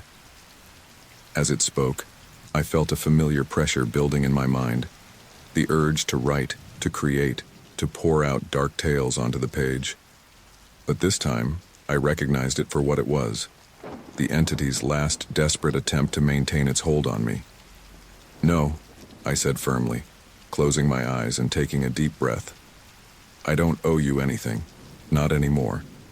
The entity roared in frustration, the sound shaking the trees around us. You are mine, Jack. Your stories, your creativity, your very soul, they belong to me. I opened my eyes, meeting the entity's fiery gaze without flinching. You're wrong. My creativity, my stories, they were always mine. You just twisted them, fed off them, but no more. As I spoke, I felt a change coming over me. The fear that had dominated my life for so long was fading, replaced by a deep, unshakable certainty. I had faced this entity across multiple realities, had seen the life I could have had without its influence. I knew who I was now, who I could be. I am Jack Harrison, I said, my voice growing stronger with each word. I am a writer, a storyteller. But I am not your puppet, not your source of power. I am my own person, and I choose my own path. The entity lunged at me, its fiery form stretching across the clearing. But as it reached for me, it seemed to hit an invisible barrier. It recoiled, hissing in pain and frustration. What is this? It snarled. What have you done? I smiled, feeling a surge of power coursing through me. Not the dark, corrupting power the entity had offered, but something purer, stronger. The power of self-knowledge, of free will. I've made my choice, I said simply, and I choose to be free of you. The entity howled, its form beginning to fracture and splinter. You cannot escape me, Jack. I am a part of you. No, I replied calmly. You were never a part of me. You were a parasite, feeding off my fear and guilt. But I'm not afraid anymore, and I won't let guilt define me. As I spoke, I began to walk forward, step by deliberate step. The entity retreated, its fiery form shrinking and flickering. "What are you doing?" it hissed, a note of panic entering its voice. "Stay back." But I didn't stop. With each step I felt stronger, more certain. Memories flashed through my mind. My sister's smile in the alternate reality, the joy of writing stories untainted by darkness, the simple pleasure of a family breakfast. These were the things that truly mattered, the experiences that made life worth living. "I banish you," I said, my voice ringing with authority. "Back to whatever realm you came from. You have no power here anymore." The entity let out a final, ear-splitting shriek. Its form collapsed in on itself, becoming a swirling vortex of flame and shadow. I felt a pull, as if it was trying to drag me in with it. But I stood my ground, rooted in the strength of my conviction. "Goodbye," I whispered, as the vortex grew smaller and smaller. "And good riddance." With a sound like thunder, the vortex imploded. A shockwave of energy rippled out across the clearing, extinguishing the campfire and leaving me in darkness. For a long moment I stood there, heart pounding, ears ringing in the sudden silence. Then, slowly, I became aware of a change in the air. The oppressive weight that had hung over the clearing was gone. The forest around me seemed to breathe a collective sigh of relief. As my eyes adjusted to the darkness, I saw the first faint light of dawn breaking through the trees. A new day was beginning, and with it, a new chapter in my life. I sank to my knees, overwhelmed by the enormity of what had just transpired. Tears streamed down my face, tears of relief, of joy, of release. For the first time in years, I felt truly, completely free. As the sun rose, painting the sky in brilliant hues of pink and gold, I slowly got to my feet. My body ached, as if I had fought a physical battle rather than a spiritual one. But my mind was clear, my heart light. I gathered my belongings, packing away the camping gear with methodical care. As I worked, I allowed my mind to wander, exploring the possibilities that now lay before me. I was still a writer. That much hadn't changed. The urge to tell stories, to weave words into worlds, was as strong as ever. But now, those stories would be my own. Not dark tales born of supernatural influence, but stories that reflected the full spectrum of human experience. Joy and sorrow, love and loss, hope and redemption. As I shouldered my backpack and prepared to leave the clearing, I paused for a moment, looking back at the extinguished campfire. In a way, it represented the end of a chapter in my life. The pact was broken, the entity banished. The long nightmare was over. But as I turned to go, I realized that this wasn't just an ending. It was also a beginning. I took out my notebook, the same one I had used to write so many horror stories under the entity's influence. For a moment, I considered throwing it away, erasing all evidence of that dark period in my life. But then I thought better of it. Instead, I opened it to a fresh page and began to write. The sun rose over the mountains, its light chasing away the last shadows of night. As I stood there, watching the new day dawn, I felt as if I too was being reborn. The darkness that had clouded my vision for so long was gone, burned away in the crucible of my trials. I had faced my fears, confronted the demons of my past, both literal and metaphorical, and I had emerged stronger, wiser, more whole. The path ahead was uncertain, but for the first time in years, I looked forward to the journey. For I knew now that the greatest stories, the most powerful tales, come not from external forces or supernatural bargains, but from the depths of the human heart. And my heart, battered but unbroken, was full of stories waiting to be told. I closed the notebook, a sense of peace settling over me. Whatever challenges lay ahead, I would face them on my own terms. The entity was gone, the pact was broken, and my story, my real story, was just beginning. As I made my way down the mountain trail, I felt the warm sunlight on my face and smiled. The world seemed brighter somehow, full of possibilities. I was Jack Harrison, writer and storyteller, and I was finally truly free. The sound of my footsteps on the forest path mingled with the chorus of birdsong and the rustle of leaves in the morning breeze. It was the sound of a new beginning, the opening notes of a story yet to be written, and as I walked on, leaving behind the site of my greatest trial and triumph, I felt a surge of excitement for what lay ahead. The entity was gone, but the magic of storytelling remained, and this time I would use that magic to illuminate the world, not to darken it. With each step, I moved further from my past and closer to my future. The sun climbed higher in the sky, its light filling the world with promise. And I, Jack Harrison, reborn in the flames of adversity, walked on to meet it. The dense canopy of the Mark Twain National Forest loomed over us, casting long shadows across the leaf-strewn ground. Zoe and I had been hiking for hours, our backpacks heavy with camping gear, and our spirits high with the thrill of adventure. As the sun began to dip below the horizon, painting the sky in hues of orange and purple, an uneasy feeling started to creep into my chest. "Lex, are you sure we're going the right way?" Zoe asked, her voice tinged with concern. "We should have reached the campsite by now." I pulled out our map, squinting in the fading light. "I thought so, but..." I trailed off, realizing with a sinking feeling that we had veered off course. We might have taken a wrong turn a while back. Zoe sighed, brushing a strand of hair from her face. "Great. So what now? It's getting dark, and I don't fancy stumbling around these woods at night." As if on cue, a chilly breeze rustled through the trees, causing us both to shiver. I was about to suggest we backtrack when something caught my eye through a gap in the foliage. "Wait, what's that?" I pointed towards a dark shape in the distance. "It looks like... a building?" Zoe squinted, following my gaze. "Out here? That's weird. Maybe it's an old ranger station or something." Curiosity overrode our better judgment, and we decided to investigate. As we drew closer, the structure came into clearer view. It was a barn, its weathered boards barely visible through the thick forest growth that had all but reclaimed it. "This is creepy," Zoe whispered, clutching my arm.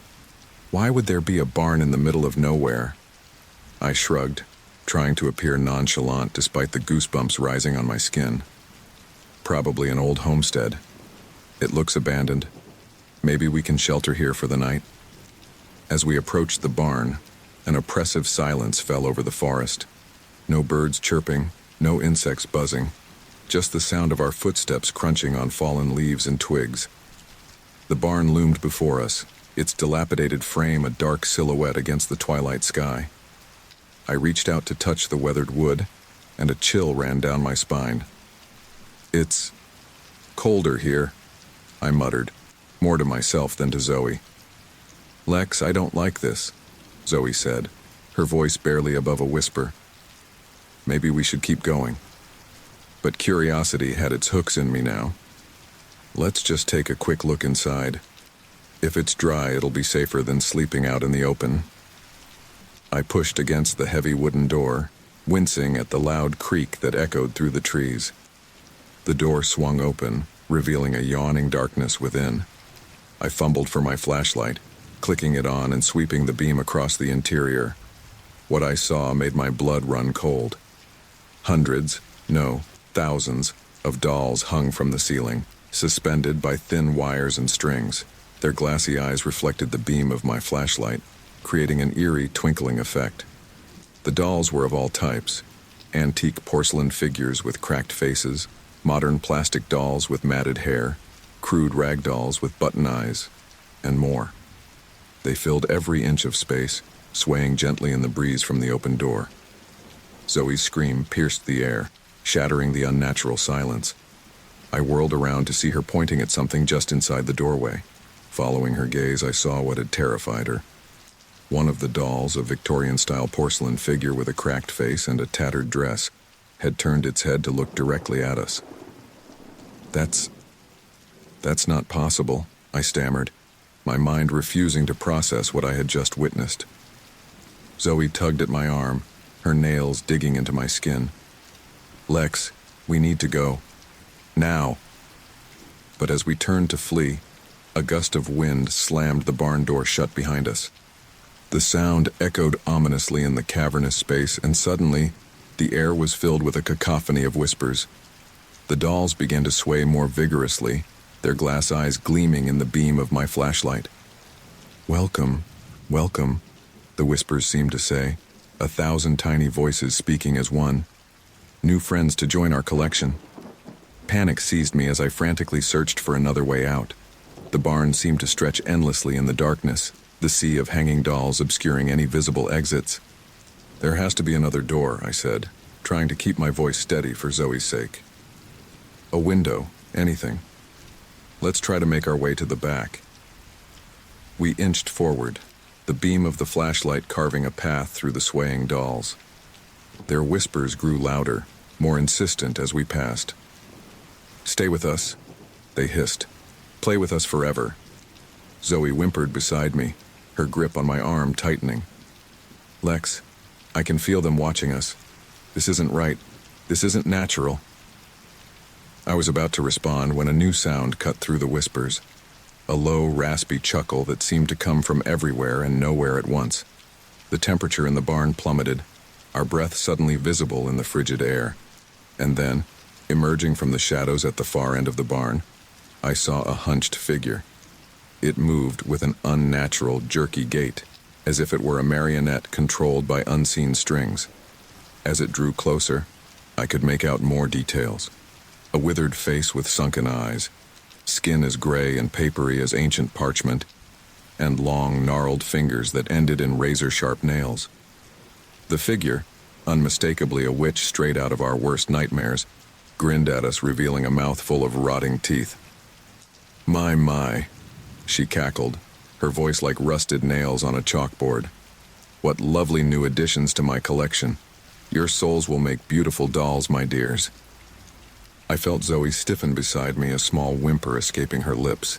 My own heart was pounding so hard I thought it might burst from my chest. This couldn't be real. Things like this didn't happen in the real world. We must have fallen and hit our heads, or eaten some poisonous berries that were making us hallucinate. But as the witch took another step closer, her eyes gleaming with malevolent glee, I knew with horrifying certainty that this was all too real. Run, I shouted, grabbing Zoe's hand and plunging into the forest of hanging dolls. Their whispers turned to shrieks as we pushed through them, their tiny hands seeming to grab at our clothes and hair.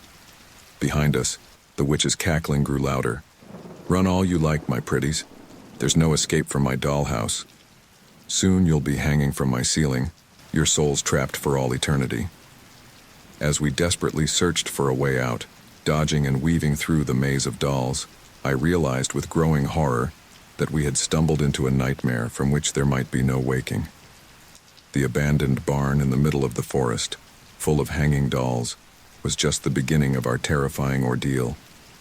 And surviving it would push us to the very limits of our sanity and strength. The cacophony of whispers from the dolls grew deafening as Zoe and I stumbled through the macabre forest of suspended figures. My heart pounded in my chest, threatening to burst as we desperately searched for an escape. But with each turn we found only more dolls, their glassy eyes seeming to follow our every move. Suddenly, Zoe's hand was torn from mine. I spun around, my flashlight beam cutting through the darkness. But she was gone. Zoe! I screamed, my voice cracking with panic. Zoe, where are you? The only answer was the witch's cackling, echoing from every direction. I stumbled forward, pushing through the sea of dolls, calling Zoe's name until my throat was raw. Then, without warning, I burst into a small clearing in the center of the barn. The witch stood there, her grotesque face fully visible in the dim light filtering through the cracks in the roof.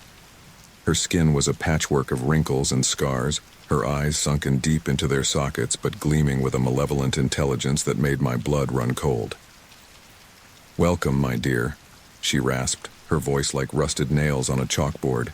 I do so love it when my prey comes to me willingly. I tried to back away, but my legs wouldn't move.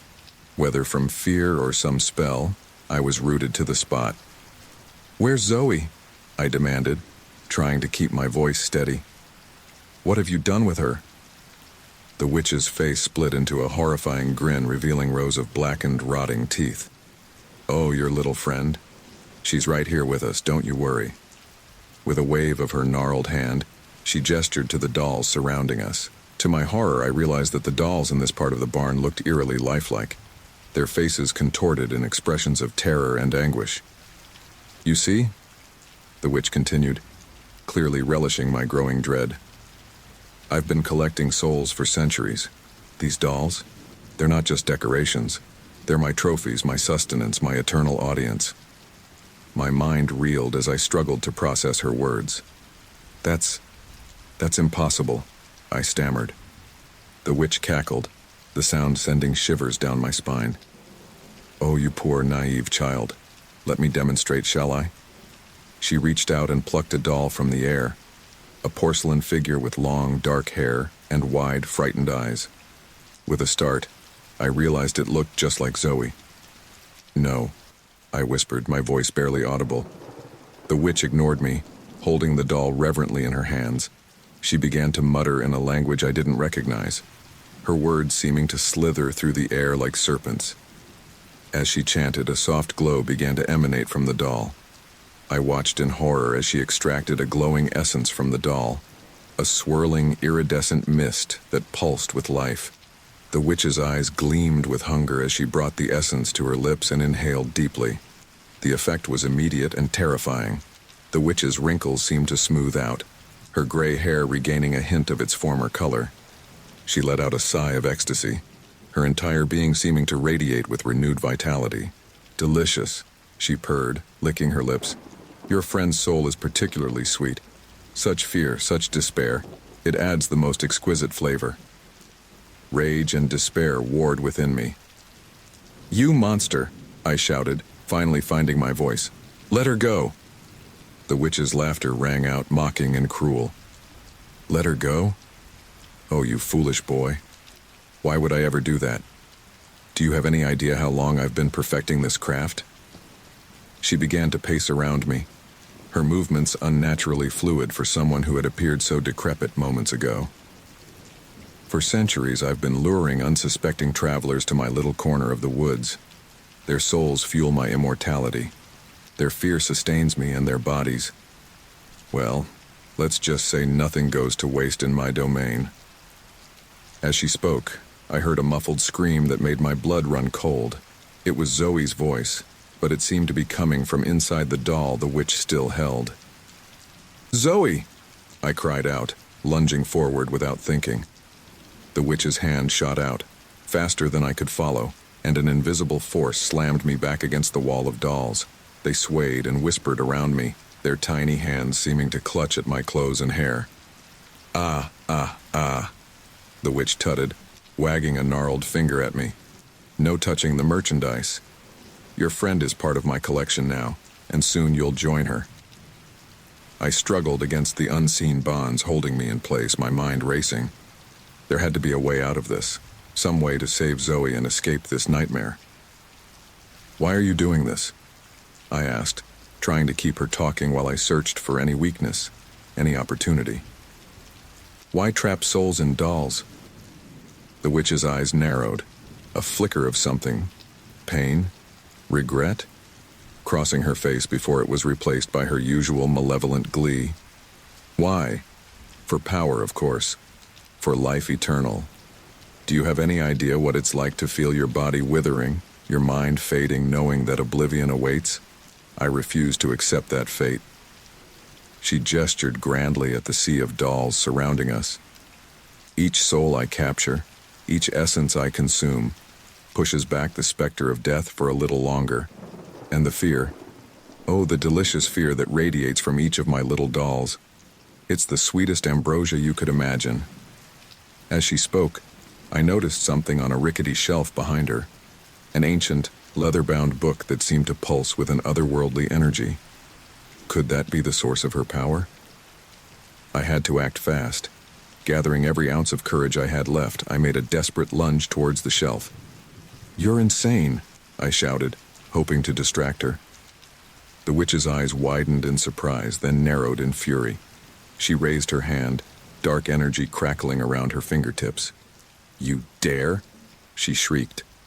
I dove to the side, feeling the heat of her spell as it barely missed me. The magical blast hit the wall behind where I had been standing, wood splintering and dolls bursting into flames. Chaos erupted in the barn. The burning dolls began to shriek and wail, their cries a horrifying chorus of torment. Smoke filled the air, acrid and thick, making it hard to breathe. I scrambled to my feet, coughing and disoriented. Through the haze, I could see the witch preparing another spell, her face contorted with rage. "I'll tear your soul from your body and make you watch as I devour it," she howled. I didn't wait to see if she could make good on her threat. I turned and ran, plunging back into the maze of hanging dolls. Their whispers had turned to screams now, a cacophony of terror that matched the pounding of my heart. Behind me, I could hear the witch's furious pursuit, her curses echoing through the barn. I ducked and weaved, pushing through the forest of dolls, desperately searching for a way out. Finally, I saw it, the barn door, my only chance at escape. I put on a burst of speed, lunging for the handle, but as my hand closed around it, my heart sank. The door wouldn't budge, sealed shut by some unseen force. "No, no, no," I muttered, pulling with all my might. "Come on." The witch's cackling grew closer. I could feel the temperature dropping as she approached, her dark magic filling the air with an unnatural chill. I turned, my back pressed against the unyielding door, and faced the approaching witch. Her eyes glowed with an unholy light, her hands wreathed in dark energy. "Nowhere left to run, my dear," she crooned, her voice dripping with false sweetness. "Why don't you just give up? I promise to make your little doll a place of honor in my collection." As she raised her hand to cast her spell, I closed my eyes, bracing for the end. In that moment, all I could think of was Zoe, trapped in that doll, her soul at the mercy of this monster. "I'm sorry, Zoe," I thought. I tried. But as the witch's spell hurtled towards me, something unexpected happened. A surge of determination welled up inside me, a refusal to give up without a fight. With strength born of desperation, I threw myself to the side at the last second. The witch's spell hit the door behind me with a thunderous crash, and to my amazement, the magical seal shattered. The door flew open, and I tumbled out into the cool night air. I didn't hesitate. I scrambled to my feet and ran, plunging into the dark forest. Behind me, I could hear the witch's enraged screams, promising torments beyond imagination. But I didn't look back. I couldn't. All I could do was run, my lungs burning, my legs aching, driven by the need to survive and the desperate hope that somehow, some way, I would find a way to save Zoe and put an end to the witch's reign of terror. As the sounds of pursuit faded behind me, replaced by the normal nighttime sounds of the forest, one thought echoed in my mind. This isn't over. I'll find a way to stop her. I have to. The forest seemed to close in around me as I ran, branches whipping at my face and roots threatening to trip me with every step. But I couldn't stop.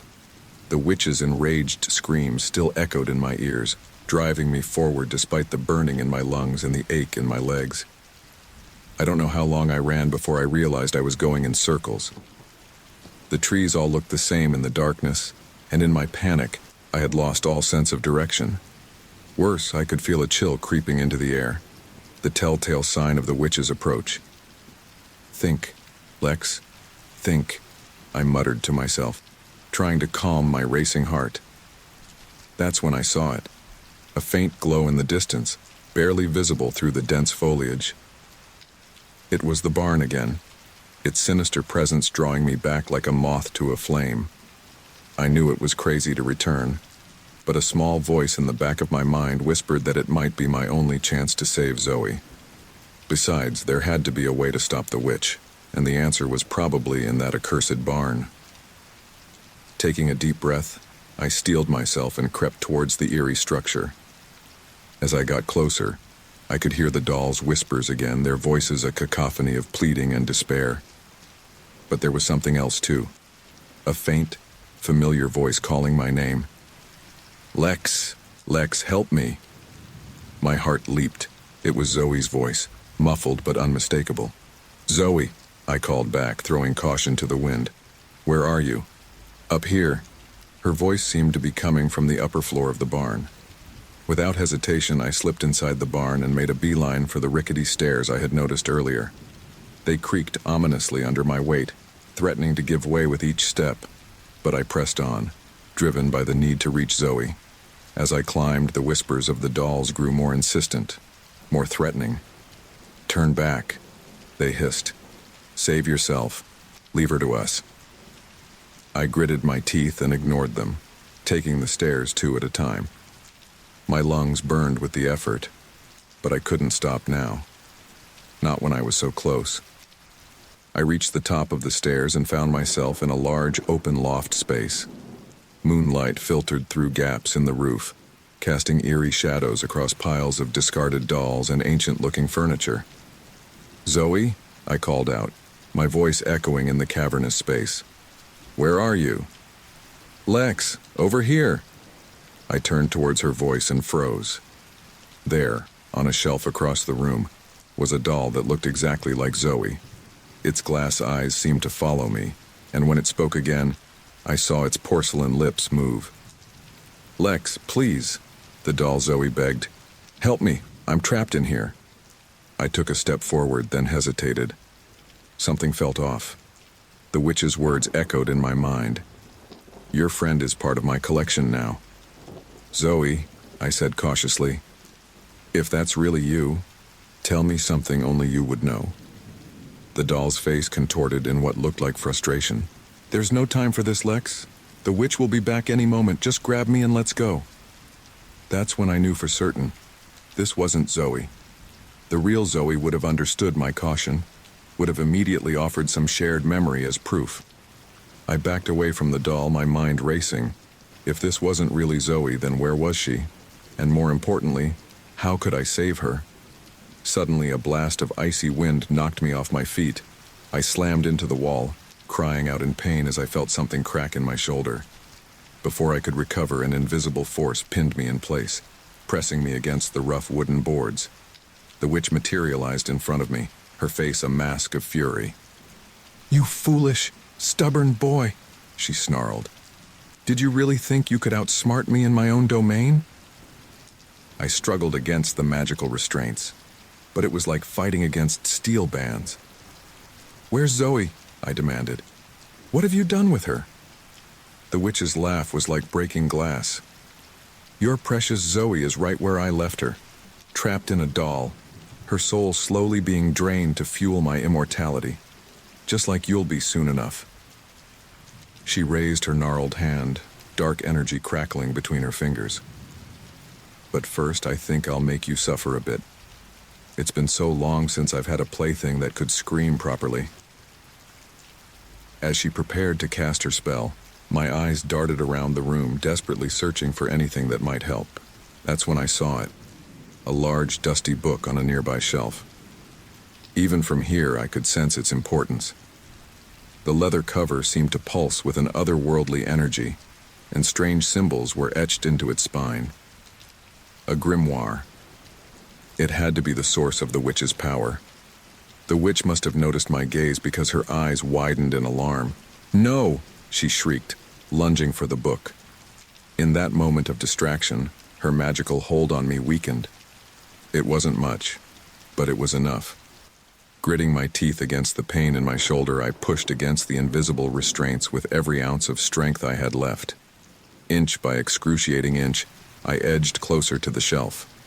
The witch, realizing what I was doing, redoubled her efforts to reach the grimoire first. But she had made a critical error in materializing too far away, overconfident in her magical bindings. You'll pay for this, she howled, her fingers stretching towards the book. I'll make you beg for death. But her threats only fueled my determination. With a final, desperate lunge, I managed to brush my fingers against the grimoire's spine. The moment I touched it, I felt a surge of energy course through me, momentarily breaking the witch's hold. Not wasting a second, I grabbed the book and clutched it to my chest. The witch's face contorted with rage, her beauty spell slipping to reveal the true horror beneath, a visage of decayed flesh and ancient malevolence.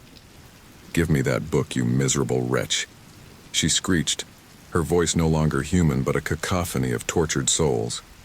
She lunged at me, her nails, now more like talons, slashing at my face. I barely managed to duck, feeling the wind of her strike ruffle my hair. Clutching the grimoire tightly, I made a break for the stairs. But the witch wasn't done.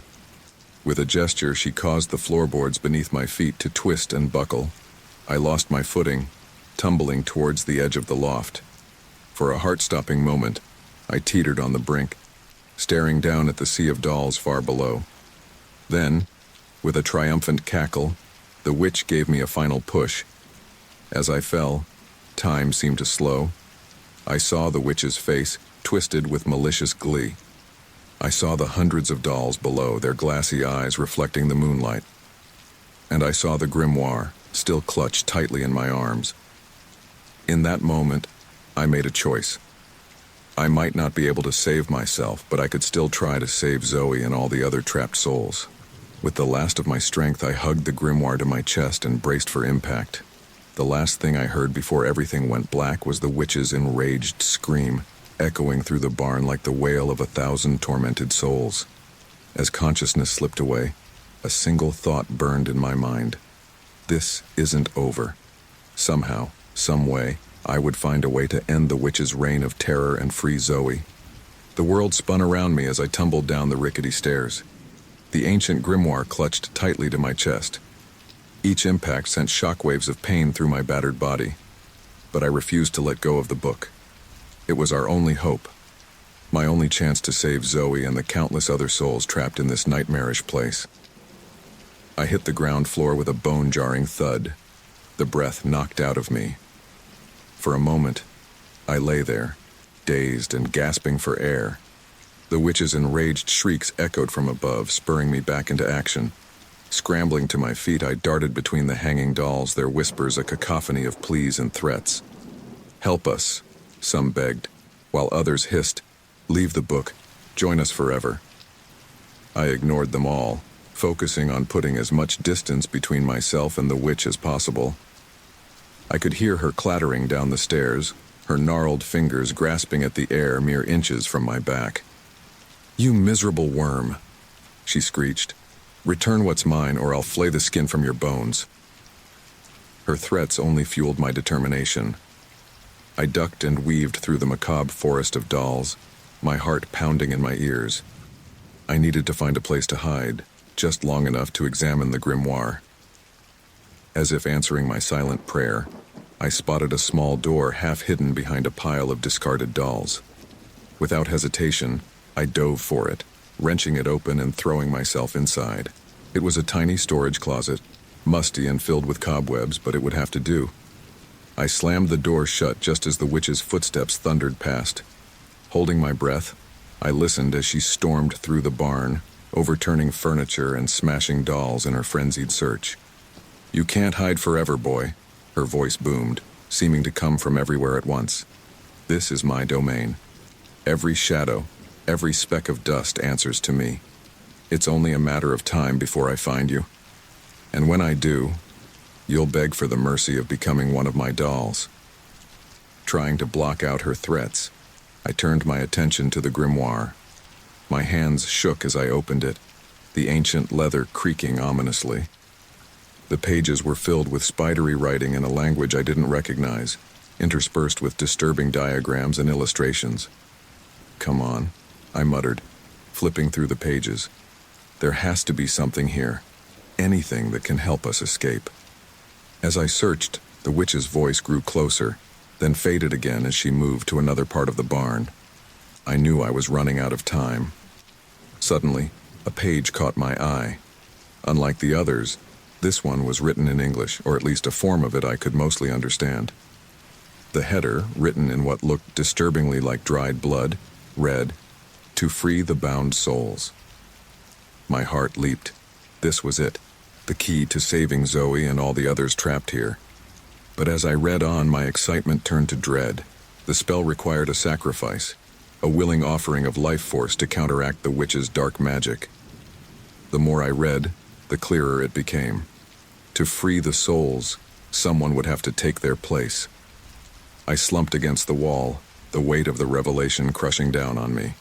How could I make that choice? How could anyone? As if in answer to my unspoken question, I heard a familiar voice, faint but unmistakable, coming from beyond the closet door. Lex? Lex? Where are you? It was Zoe's voice, but not coming from a single doll this time. Instead, it seemed to echo from every corner of the barn, as if her essence had been scattered among all the trapped souls. I'm scared, Lex. Her voice continued, thick with tears. It hurts.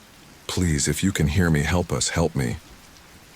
Her plea pierced my heart like a knife, stealing my resolve. I couldn't leave her like this. I couldn't abandon any of them to this fate worse than death. Taking a deep breath, I began to read the incantation, my voice barely above a whisper. By blood and bone, by flesh and soul, I offer myself to make them whole. Release the bound, break the spell. Take me instead to this living hell. As I spoke the words, I felt an otherworldly power begin to course through me. It started as a tingling in my fingertips, then spread up my arms and throughout my body. The air in the tiny closet grew thick and heavy, charged with arcane energy. Outside, I heard the witch's triumphant cackle. Found you, little rat. The closet door flew open, revealing the witch in all her terrifying glory. Her eyes blazed with unholy fire, her mouth stretched in a rictus grin that revealed rows of sharp, blackened teeth. But as she reached for me, her expression changed from glee to horror. She recoiled, hissing like a scalded cat. "No!" she shrieked. "What have you done?" I stood, the grimoire floating before me now, its pages turning of their own accord. The words spilled from my mouth faster and faster, each syllable sending pulses of energy through the barn. The witch lunged at me, her claws slashing the air, but an invisible barrier kept her at bay. "Stop!" she commanded, her voice laced with panic. "You don't know what you're doing. You'll destroy everything." But I did know. With a clarity I'd never experienced before, I understood exactly what was happening and what it would cost. As the final words of the incantation left my lips, a blinding light erupted from the grimoire. It engulfed me, searing my skin and filling my vision with white-hot radiance. I felt as if I was being unmade, my very essence unraveling. Through the pain and the light, I heard the witch's agonized wails mixing with the joyous cries of the freed souls. Dolls burst open all around us, releasing swirling mists of ethereal energy that coalesced into human shapes before fading away. And there, in the midst of it all, I saw her. Zoe, her form translucent but unmistakable. Our eyes met for a brief moment, hers wide with a mixture of gratitude and sorrow.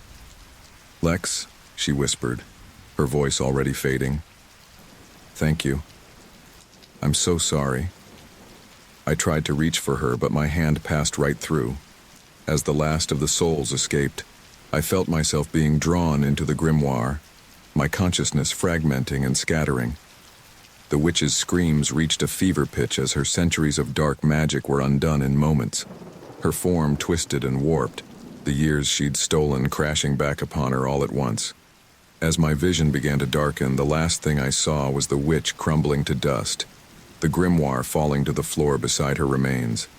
Then, everything went black. I don't know how long I floated in that void of nothingness.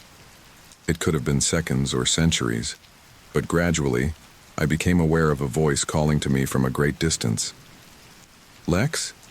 Lex, can you hear me?" It was Zoe's voice, tinged with worry and fear.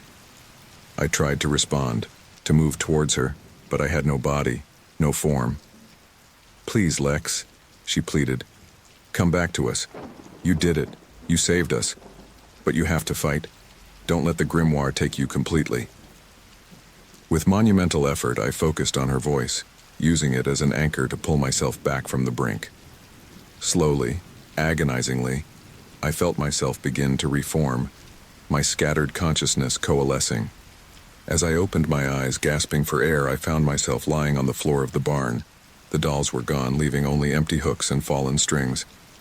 Zoe knelt beside me, her hand on my cheek, solid and real. "You're alive," she breathed, tears streaming down her face. "We thought we'd lost you." I tried to speak, but my voice came out as a hoarse croak.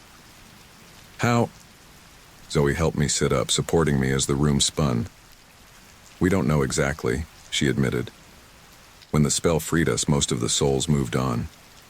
But a few of us, the ones with the strongest connections to this world, were able to return to our bodies. We found them preserved in a hidden chamber beneath the barn." I looked around, noticing for the first time that we weren't alone. A small group of people stood nearby, looking shell-shocked but very much alive. "And the witch?" I managed to ask. "Gone," Zoe assured me. "There's nothing left of her but dust." I nodded, relief washing over me, but as I moved to stand, I felt a strange pulling sensation in my chest. Looking down, I saw tendrils of ethereal energy connecting me to the grimoire, which lay open on the floor. "What's happening to me?" I asked, a note of panic creeping into my voice. Zoe squeezed my hand. "The price of the spell," she said softly. "You're bound to the grimoire now. But we'll find a way to free you completely, I promise." As the gravity of my situation sank in, I realized that our ordeal was far from over.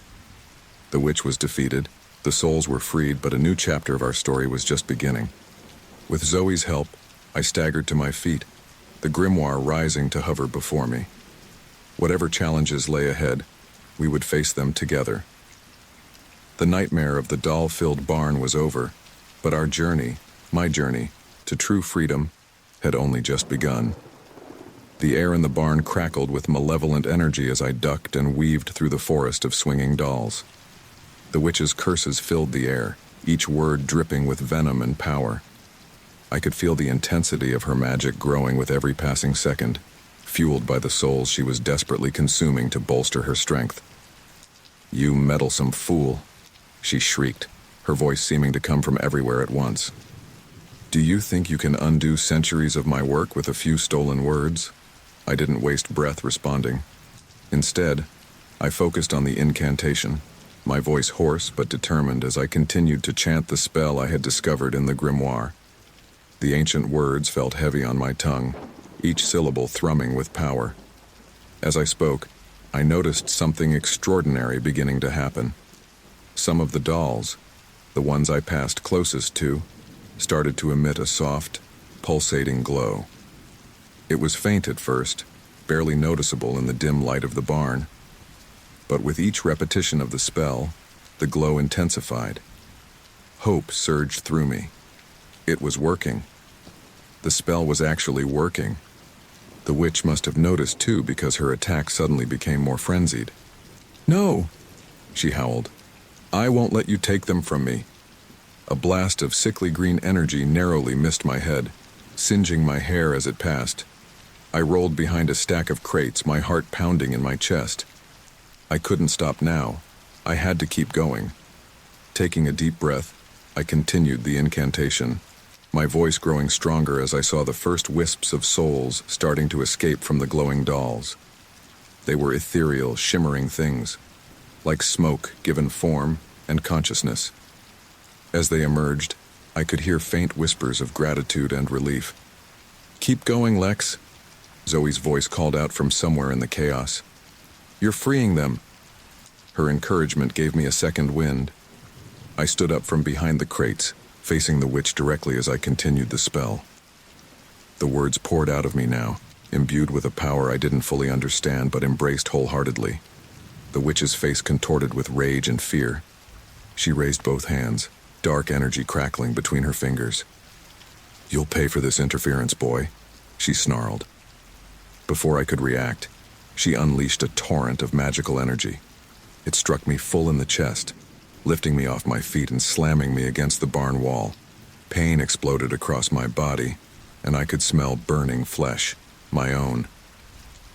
I slid to the ground, gasping and fighting to stay conscious. "Lex!" Zoe cried out. I could hear the anguish in her voice, but I couldn't see her through the haze of pain. The witch advanced on me, her eyes glowing with an unholy light. "I'm going to enjoy this," she hissed, raising her hand for another attack. But as she did, something unexpected happened. One of the soul wisps, newly freed from its doll prison, darted between us. It collided with the witch's outstretched hand and she recoiled as if burned. "What?" she gasped, staring at her hand in disbelief.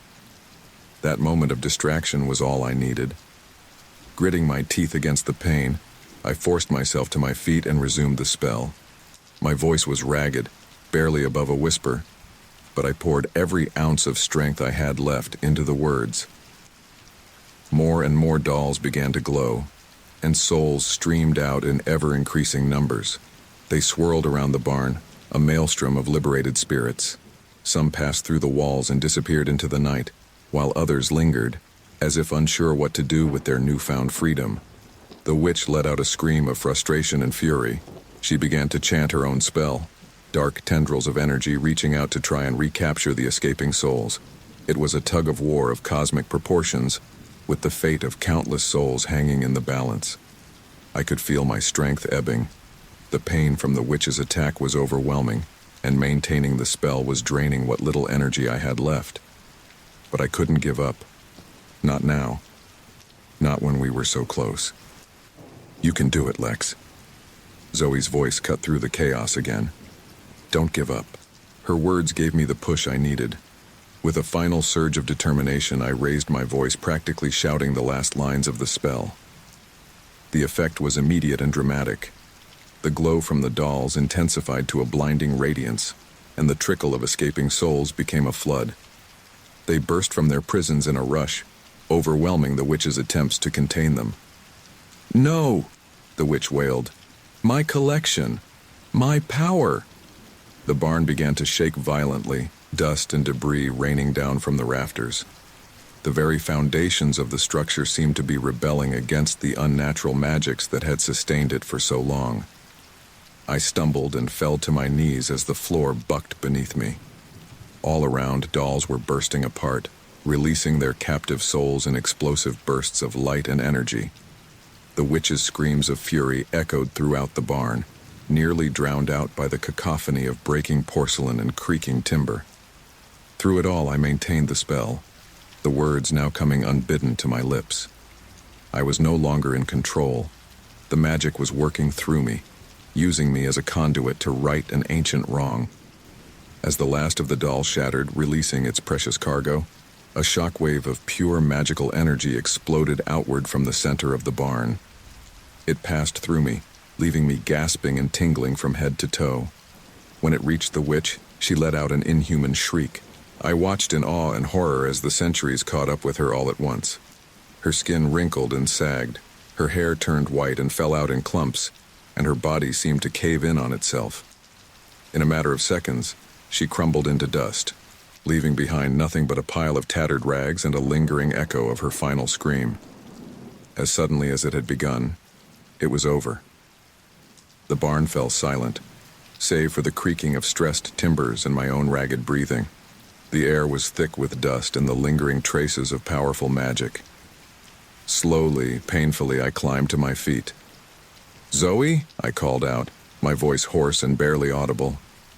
"Zoe, where are you?" For a heart-stopping moment, there was no response. Then, from the far corner of the barn, I heard a faint groan. I stumbled towards the sound, my legs threatening to give out with every step. There, half buried under a pile of broken dolls and splintered wood, was Zoe. She was no longer a doll or a disembodied voice, but flesh and blood once more. As I reached her, her eyes fluttered open.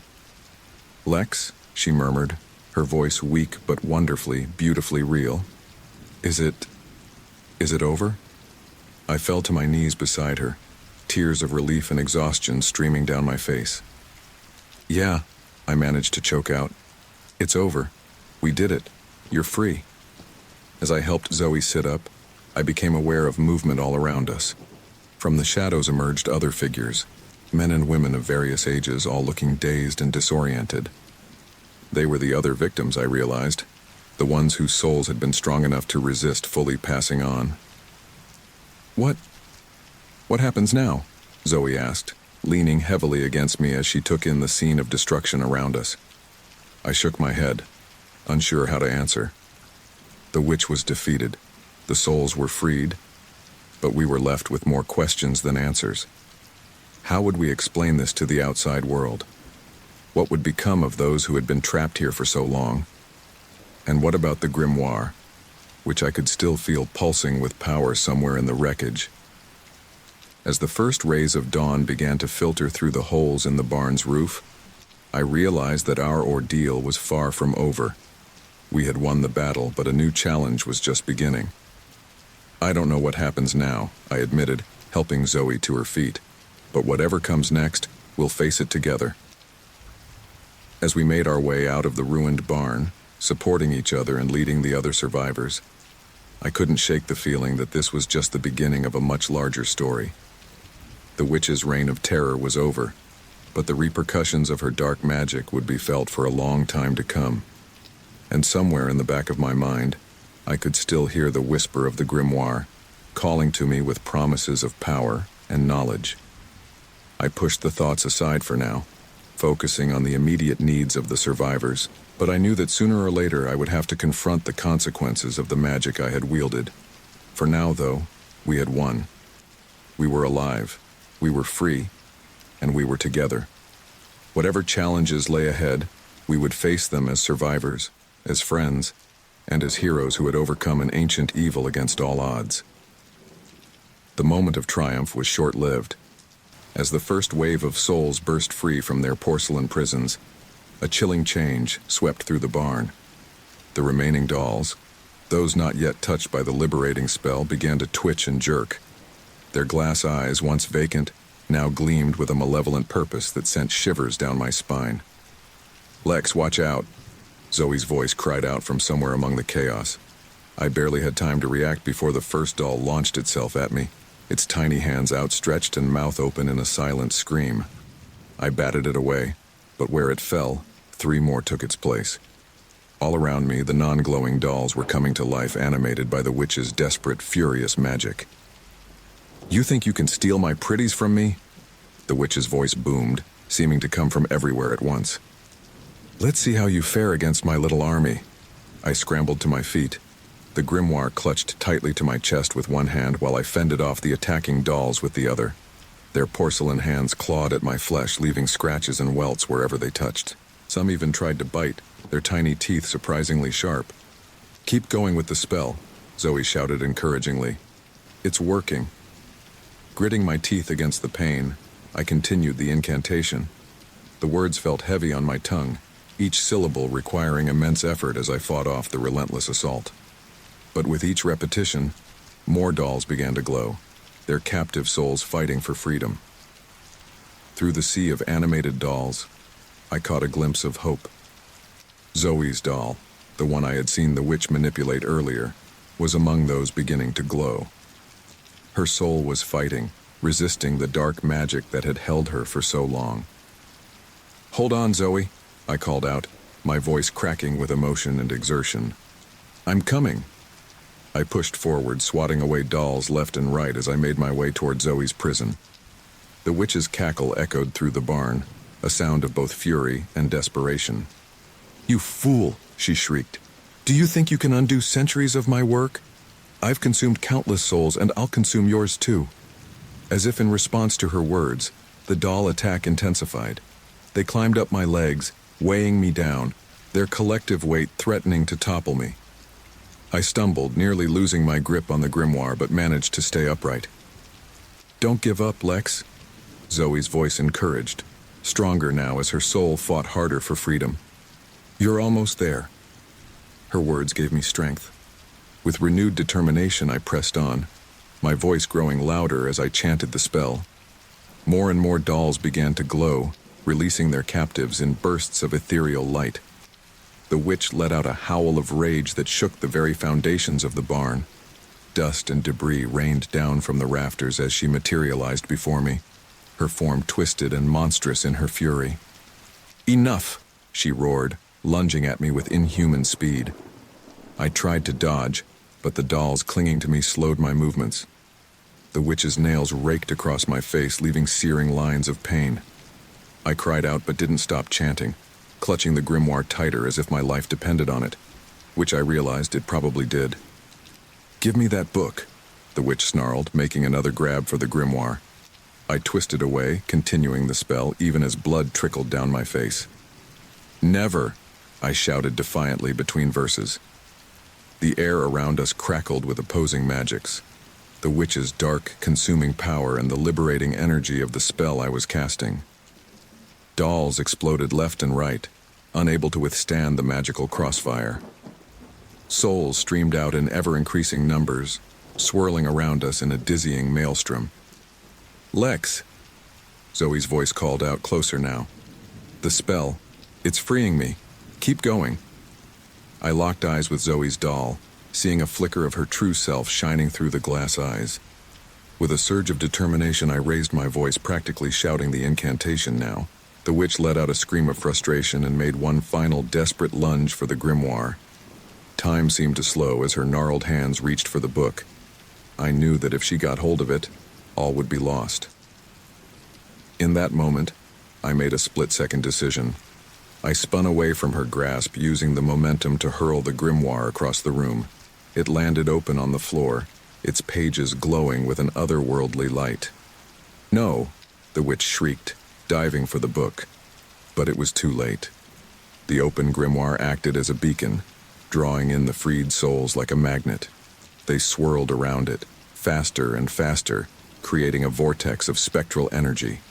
The witch was caught in the maelstrom, her form beginning to dissolve as the souls she had consumed for so long were torn away from her.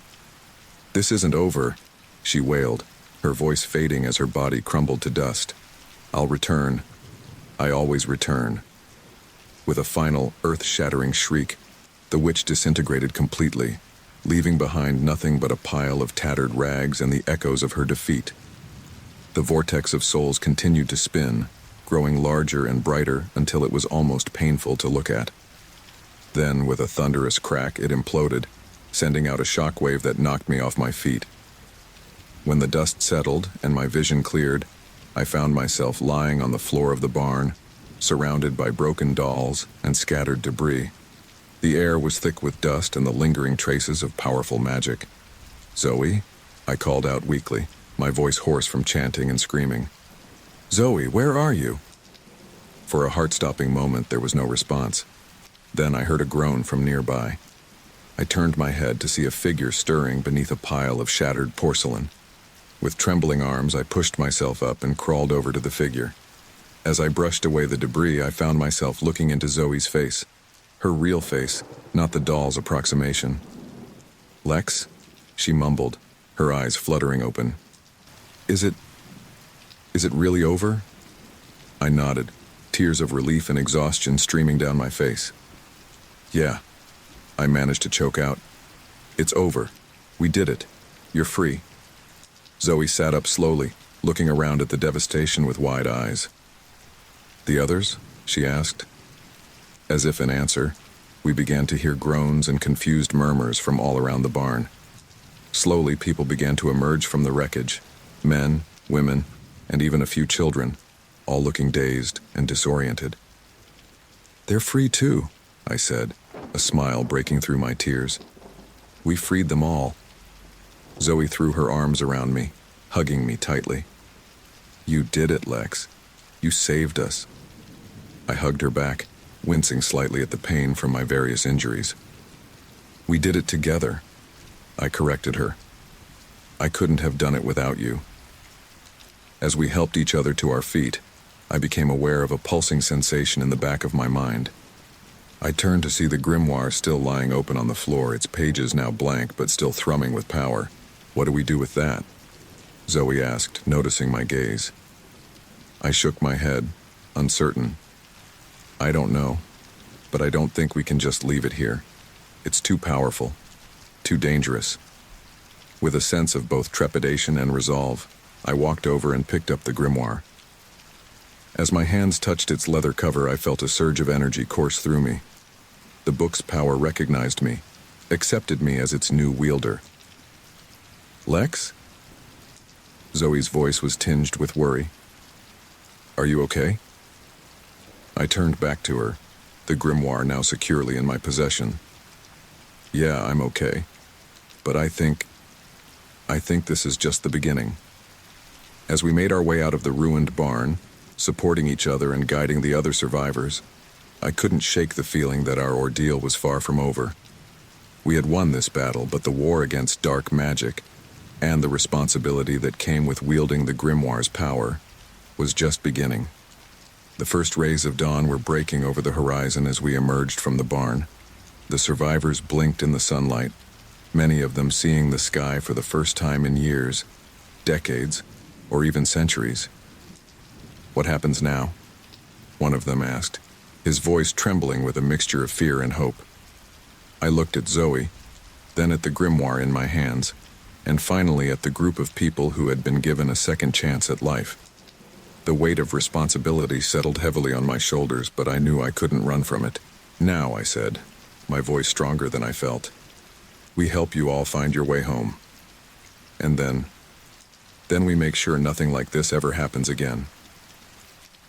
As we began the long journey back to civilization, I silently vowed to use the grimoire's power responsibly, to protect others from the kind of evil we had just faced. The witch was gone, but her defeat had opened up a whole new world of magic and danger. Our adventure in the doll-filled barn was over, but our true journey, a journey of recovery, discovery, and protecting the world from dark magic, was just beginning. And whatever challenges lay ahead, I knew that with Zoe by my side and the grimoire in my hands, we would face them head-on. The doll army had been defeated, but the real battle, the battle for the future, was only just beginning. As the battle raged on, with dolls attacking relentlessly and souls fighting for freedom, something unexpected happened. The moment my hands touched the grimoire, a flood of images overwhelmed my senses. I gasped, nearly losing my grip on the ancient tome as visions of the witch's past flashed before my eyes. Lex. Zoe's voice seemed distant, muffled. What's happening? I couldn't respond. I was no longer fully in the present, instead witnessing centuries of dark magic and stolen souls unfold like a macabre tapestry. The witch's life, her entire history, was pouring into my mind. Focus on the spell, Zoe urged, her words barely penetrating the visions. I struggled to maintain my concentration, to keep chanting the words that would free the trapped souls. But the images were so vivid, so compelling, that I found myself drawn deeper into the witch's past. I saw her as she once was, a young woman named Eliza, living in a small village centuries ago. She was beautiful, kind, and deeply in love with her husband. They had a daughter, a bright-eyed child named Sarah, who was the light of their lives. But then tragedy struck.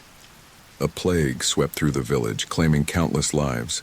Eliza's husband fell ill and died within days.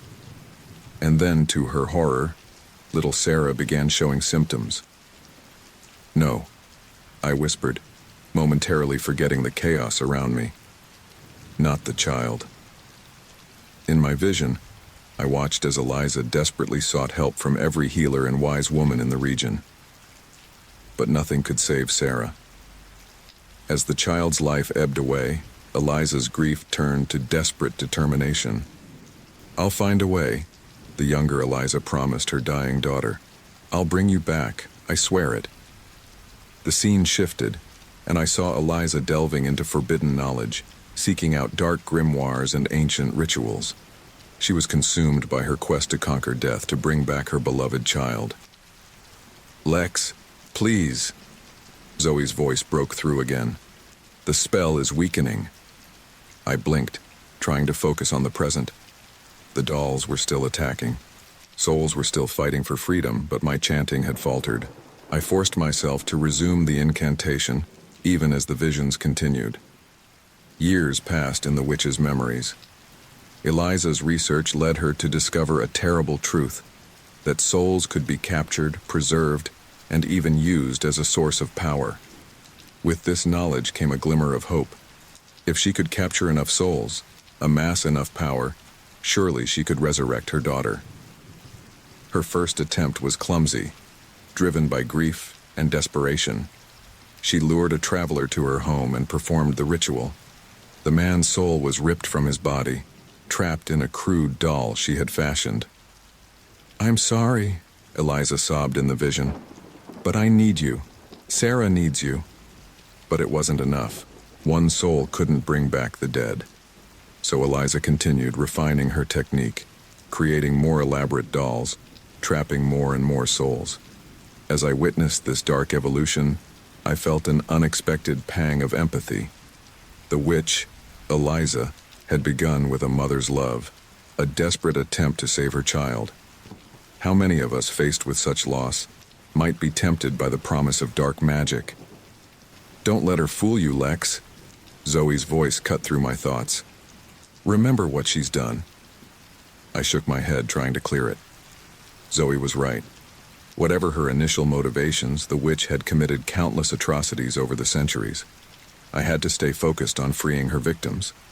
But as I continued chanting, my voice wavered. Doubt crept into my mind. Was I doing the right thing?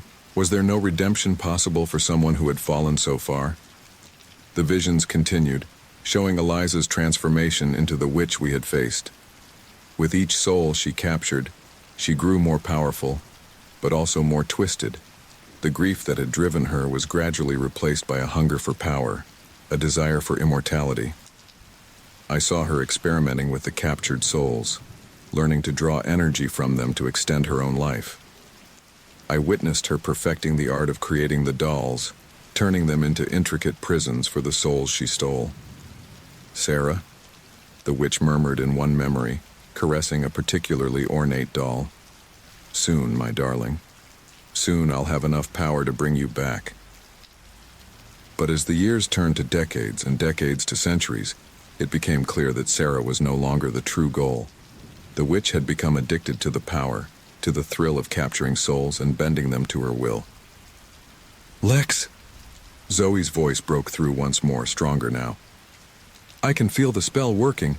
Don't give up." Her words snapped me back to reality.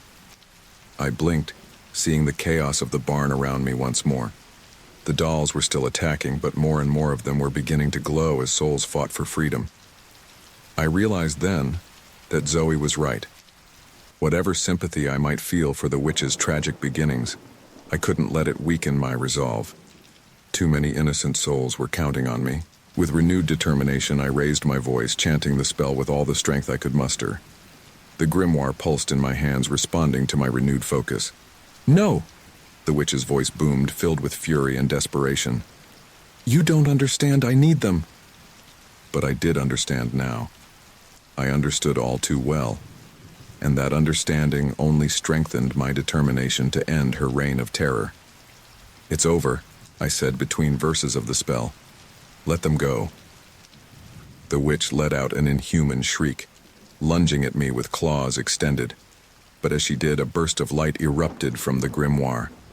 The freed souls, growing in number by the second, formed a protective barrier around me. Through the swirling vortex of spirits, I locked eyes with the witch. For a moment, I saw a flicker of the woman she had once been, grieving, desperate, human. But that flicker was quickly consumed by the monster she had become. "I could have saved her," the witch wailed, her form beginning to disintegrate as more and more souls broke free. My Sarah. I was so close. Despite everything, I felt a pang of pity. "I'm sorry," I said softly, "but this has to end." With a final, gut-wrenching scream, the witch dissolved into a swirl of dark energy. The dolls dropped lifelessly to the ground, and the barn was filled with the radiant light of freed souls. As the last echoes of the witch's scream faded, I felt the grimoire grow hot in my hands. I looked down to see its pages filling with writing, the story of the witch, of the soul she had captured, of the battle we had just fought. It was recording history, I realized, preserving the truth of what had happened here. "Lex?" Zoe's voice, no longer just a disembodied sound, came from beside me. I turned to see her, fully restored to her human form, standing amidst the sea of broken dolls. "Is it really over?" I nodded, feeling the weight of everything I had witnessed settle over me. "Yeah," I said softly. "It's over." As the other freed souls began to coalesce into their human forms, looking dazed and disoriented, I knew that our ordeal was far from over. We had won the battle, but the aftermath, helping these people readjust to life, dealing with the knowledge and power contained in the grimoire, would be a challenge all its own. But as I looked at Zoe, saw the relief and gratitude in her eyes, I knew it had all been worth it. We had faced an ancient evil, seen the tragic origins of a monster, and emerged victorious. Whatever came next, we would face it together. The witch's past was now a part of our story, and as I clutched the grimoire, feeling its power pulse in harmony with my own heartbeat, I silently vowed to learn from her mistakes. Magic, I realized, was neither good nor evil on its own. It was the intent behind it, the choices we made, that determined its nature. As the first rays of dawn began to filter through the cracks in the barn's walls, illuminating the faces of the freed souls, I took a deep breath. The witch's chapter had ended, but ours was just beginning, and I was determined to write a story of hope, of redemption, and of magic used for the greater good. "Come on," I said to Zoe and the others, my voice stronger now. "Let's go home." As we made our way out of the barn, leaving behind the broken dolls and the echoes of centuries of dark magic, I felt a sense of both ending and beginning. The witch's past had shaped our present, but it would not define our future. The air crackled with dark energy as the witch, her power fueled by desperation and rage, unleashed a devastating blast that shook the very foundations of the barn. I dove behind a stack of crates, feeling the heat of the magical attack as it passed overhead, splintering wood and shattering dolls in its wake. "You can't hide forever, boy," the witch's voice boomed, echoing off the walls. "I've spent centuries perfecting my craft. You're nothing but an insect to me." I peered out from behind my makeshift shelter, trying to catch my breath and assess the situation. The barn was in chaos, with broken dolls and debris scattered everywhere. But amidst the destruction, something caught my eye. A pattern in the glowing dolls that still hung intact. "Lex," Zoe's voice called out, strained but determined. "Whatever you're doing, keep going." I can feel her grip weakening. Her encouragement gave me strength, but I knew I needed more than just determination to win this fight. I focused on the glowing dolls, my mind racing. There was an order to them, a specific sequence that seemed to pulse with an otherworldly rhythm. "That's it," I muttered to myself, a plan forming in my mind. "The curse. There's a pattern to break it completely." Another blast from the witch forced me to roll to a new hiding spot. As I moved, I kept my eyes on the glowing dolls, memorizing their positions and the subtle differences in their luminescence. "Come out and face me, you coward!" the witch shrieked, her voice taking on an inhuman quality that sent shivers down my spine. I knew I couldn't hide forever. Taking a deep breath, I clutched the grimoire tightly and made a decision. It was time to act. "Hey, witch!" I shouted, stepping out from behind a toppled bookshelf. "You want me? Come and get me!" The witch's eyes, now glowing with an eerie red light, locked onto me. A cruel smile spread across her face, twisting her features into something barely recognizable as human. "Foolish child," she hissed. "Your bravery will be your undoing." As she raised her hands to cast another spell, I sprinted into action. I raced around the barn, dodging fallen beams and leaping over piles of broken dolls. My goal wasn't to attack the witch directly, not yet. Instead, I focused on touching each of the glowing dolls in the sequence I had discerned. The first doll I touched let out a soft chime as my fingers brushed against it, and I felt a surge of energy course through me. The witch, realizing what I was up to, let out a howl of fury. "No, stop him," she commanded, and suddenly the non-glowing dolls came to life, their glass eyes filled with malevolent purpose as they tried to impede my progress. I batted them away as best I could, never losing sight of my goal. The second doll in the sequence was across the room, hanging precariously from a partially collapsed rafter. "Lex, look out!" Zoe's warning came just in time. I ducked as a blast of dark energy sizzled over my head, singeing my hair. I rolled to my feet and made a desperate leap, my fingers just barely grazing the second doll. Another chime rang out, louder this time, and I felt the energy within me grow stronger. The witch's attacks were becoming more frenzied, more desperate. She knew what was at stake. "I'll turn you into one of my puppets," she screeched. "You'll spend eternity watching as I consume your soul." But her threats only fueled my determination. I pressed on, touching the third and fourth dolls in quick succession. With each chime, the energy building within me intensified, and I could feel the witch's hold over the barn weakening. As I reached for the fifth doll, a group of animated puppets latched onto my legs, their tiny hands clawing at my flesh. I cried out in pain, but refused to be deterred. With a mighty effort, I shook them off and lunged forward, my hand closing around the doll just as another of the witch's blasts struck the floor where I had been standing. The fifth chime resonated through the barn, and suddenly the air was filled with the sound of cracking porcelain. All around us, dolls were beginning to fracture, hairline cracks spreading across their surfaces as the souls within fought for freedom. "No!" the witch wailed, her voice filled with anguish and fury. "My collection! My power!" I pressed on, my body moving almost of its own accord now as I touched the sixth and seventh dolls in the sequence. Each chime was like a physical force, pushing back against the witch's dark magic. As I reached for the eighth and final doll, I heard a deafening crack. The witch's power was waning, more and more souls breaking free with each passing second. The glowing dolls were now brilliant beacons, their light pushing back the shadows that had for so long held sway in this cursed place. "Lex, you're doing it!" Zoe's voice was stronger now, filled with hope. "Just one more." But the witch wasn't going to let me win without a fight. As my hand stretched out towards the final doll, she let out an inhuman howl that shook the very air around us. Before my eyes, her form began to twist and contort, growing larger and more monstrous with each passing second. "I will not be defeated," her voice boomed, now barely recognizable as human. "I am eternal. I am power incarnate." The creature she had become was a nightmarish fusion of woman and beast, with multiple arms ending in wicked claws and a face that was a mass of writhing tentacles. She towered over me, her very presence seeming to dim the light of the freed souls. For a moment, I froze, overwhelmed by the sheer horror of what I was facing. But then I heard Zoe's voice, cutting through my fear like a beacon of hope. "Lex, don't give up. We're all with you." Her words snapped me back to reality.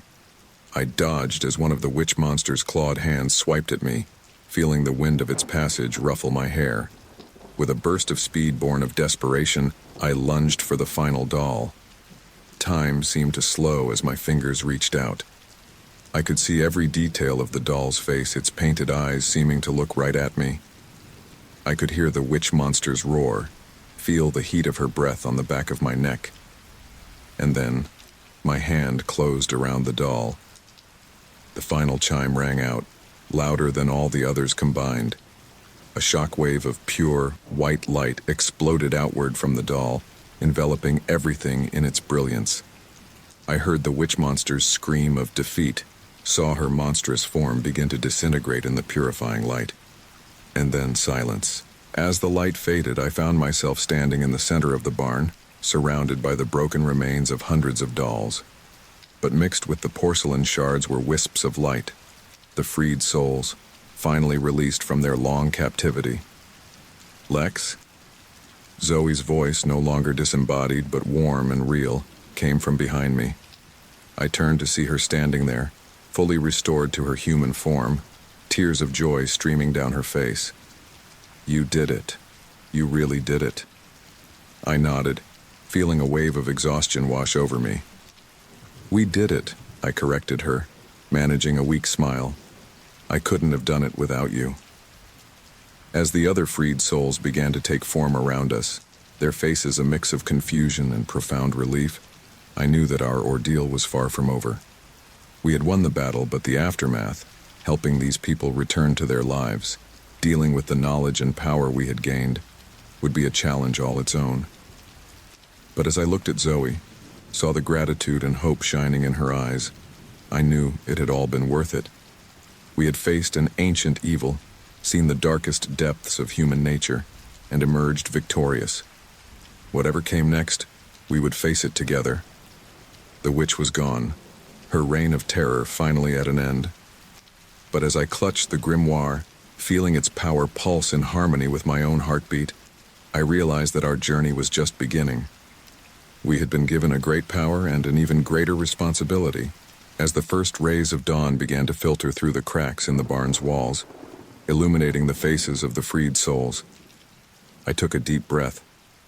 The witch's chapter had ended, but ours was just beginning, and I was determined to write a story of hope, of redemption, and of magic used for the greater good. "Come on," I said to Zoe and the others, my voice tired but resolute. "Let's go home." As we made our way out of the barn, leaving behind the broken dolls and the echoes of centuries of dark magic, I felt a sense of both ending and beginning. We had overcome impossible odds, faced our deepest fears, and emerged stronger for it. The road ahead was uncertain, but I knew that together we could face whatever challenges lay in store. The turning point had come and gone.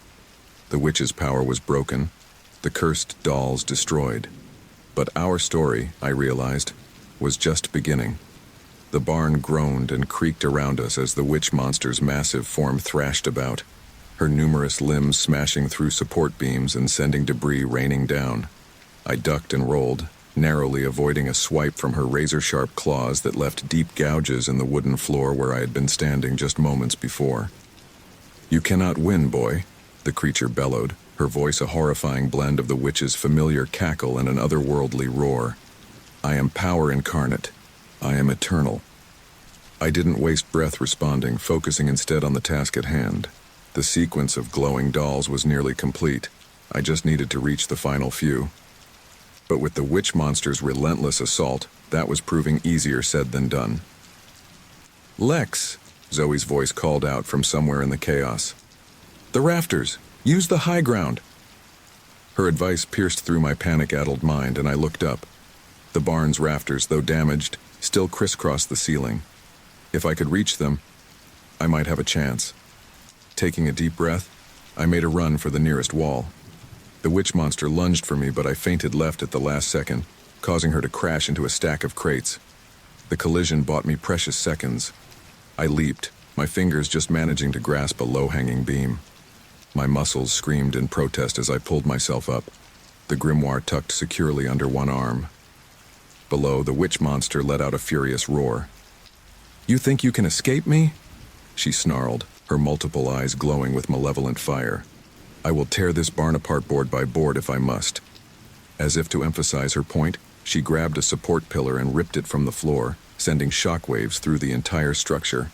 I nearly lost my balance, clinging desperately to the rafter as the barn shuddered around us. But I couldn't let fear paralyze me. I spotted the next glowing doll, hanging from a beam just a few feet away. Gritting my teeth, I began to move, inching along the rafter with painstaking care. The witch monster's attacks became more frenzied as she realized what I was doing. She hurled debris at me, her clawed hands swiping at the air mere inches from my dangling feet. But somehow I managed to stay just out of reach. My fingers brushed against the glowing doll and I felt a surge of energy course through me. Only 2 more to go. "No," the witch monster howled. "I won't let you take them from me." She reared back, inhaling deeply, and I knew instinctively that whatever she was about to do would be devastating. I had to move fast. With a desperate lunge, I leaped from my current rafter to the next, my body sailing through the air as the witch monster unleashed a blast of dark energy. The beam I had been on exploded into splinters, but I had already moved beyond its reach. I hit the next rafter hard, the impact knocking the wind out of me. For a terrifying moment, I thought I might fall, but somehow, I managed to hold on. Lex! Zoe's voice pierced through the chaos once more. You're almost there. Don't give up. Her encouragement gave me the strength to push on. I scrambled along the rafter, my eyes locked on the penultimate glowing doll. The witch monster was right below me now, her massive form thrashing about as she tried to reach me. With a final burst of speed, I lunged forward, my hand closing around the second-to-last doll. Another surge of energy, stronger this time, flowed through me. I could feel the witch's power weakening, the souls she had imprisoned for so long fighting against their bonds. One more, I gasped, my eyes scanning the barn for the final doll. And then I saw it, hanging from the central beam, right above the witch monster's writhing mass. Of course it wouldn't be easy. The witch monster must have realized what I was looking at because her attacks suddenly became more focused, more desperate. "I'll destroy you," she shrieked, her voice cracking with fury and fear. "I'll consume your soul and use your body as my new vessel." But her threats fell on deaf ears. I was focused entirely on that final doll, on the task that lay before me. With a deep breath, I steadied myself on the rafter, preparing for what I knew would be the most dangerous leap yet. "Zoe," I called out, my voice surprisingly calm given the circumstances. "If this doesn't work, I'm sorry. And thank you for everything." Before she could respond, before I could second-guess myself, I jumped. Time seemed to slow as I soared through the air, the witch monster's claws reaching for me, her maw opening wide as if to swallow me whole. But I was beyond her reach now, my hand stretching out towards that final glowing doll. As my fingers brushed against its porcelain surface, I felt a surge of power unlike anything I had experienced before. A blinding light erupted from the grimoire, so intense that I had to shut my eyes against its radiance. The witch monster let out a scream of agony and fury, the sound reverberating through the entire barn. And then, in a cascade of tinkling destruction, every remaining doll in the barn exploded simultaneously. The sound of shattering glass filled the air, mixed with the ethereal whispers of countless souls finally breaking free from their long imprisonment. I hit the ground hard, rolling to absorb the impact. When I opened my eyes, I found myself in a maelstrom of swirling, glowing essences, the freed souls, their energies coalescing into a whirlwind that centered on the witch monster. "No," she wailed, her monstrous form beginning to deteriorate under the assault. "You don't understand. I need them. I need their power." But her pleas fell on deaf ears. The souls she had imprisoned for so long were exacting their revenge, their combined energy tearing away at the dark magic that held her monstrous form together. I watched in awe as the witch monster began to shrink, her extra limbs withering away, her inhuman features melting like wax under intense heat. The swirling vortex of souls tightened around her, growing brighter and brighter until it was almost painful to look at. And then with a final, ear-splitting shriek, the witch monster imploded. There was a blinding flash, a shockwave that knocked me off my feet. And then, silence. As the light faded and the dust settled, I found myself lying on the floor of the barn, surrounded by the shattered remains of hundreds of dolls. The air was thick with the lingering traces of powerful magic, but the oppressive presence of the witch was gone. "Lex?" Zoe's voice, weak but wonderfully real, called out from nearby. "Lex, are you okay?" I sat up slowly, every muscle in my body protesting the movement. But as I looked around, I couldn't help but smile. Zoe was there, fully restored to her human form, and all around us the freed souls were beginning to take shape. "Yeah," I said, my voice hoarse but filled with relief. "Yeah, I'm okay. We did it, Zoe. We actually did it." She rushed over to me, helping me to my feet and pulling me into a tight embrace. "I can't believe it's over," she whispered, her voice thick with emotion.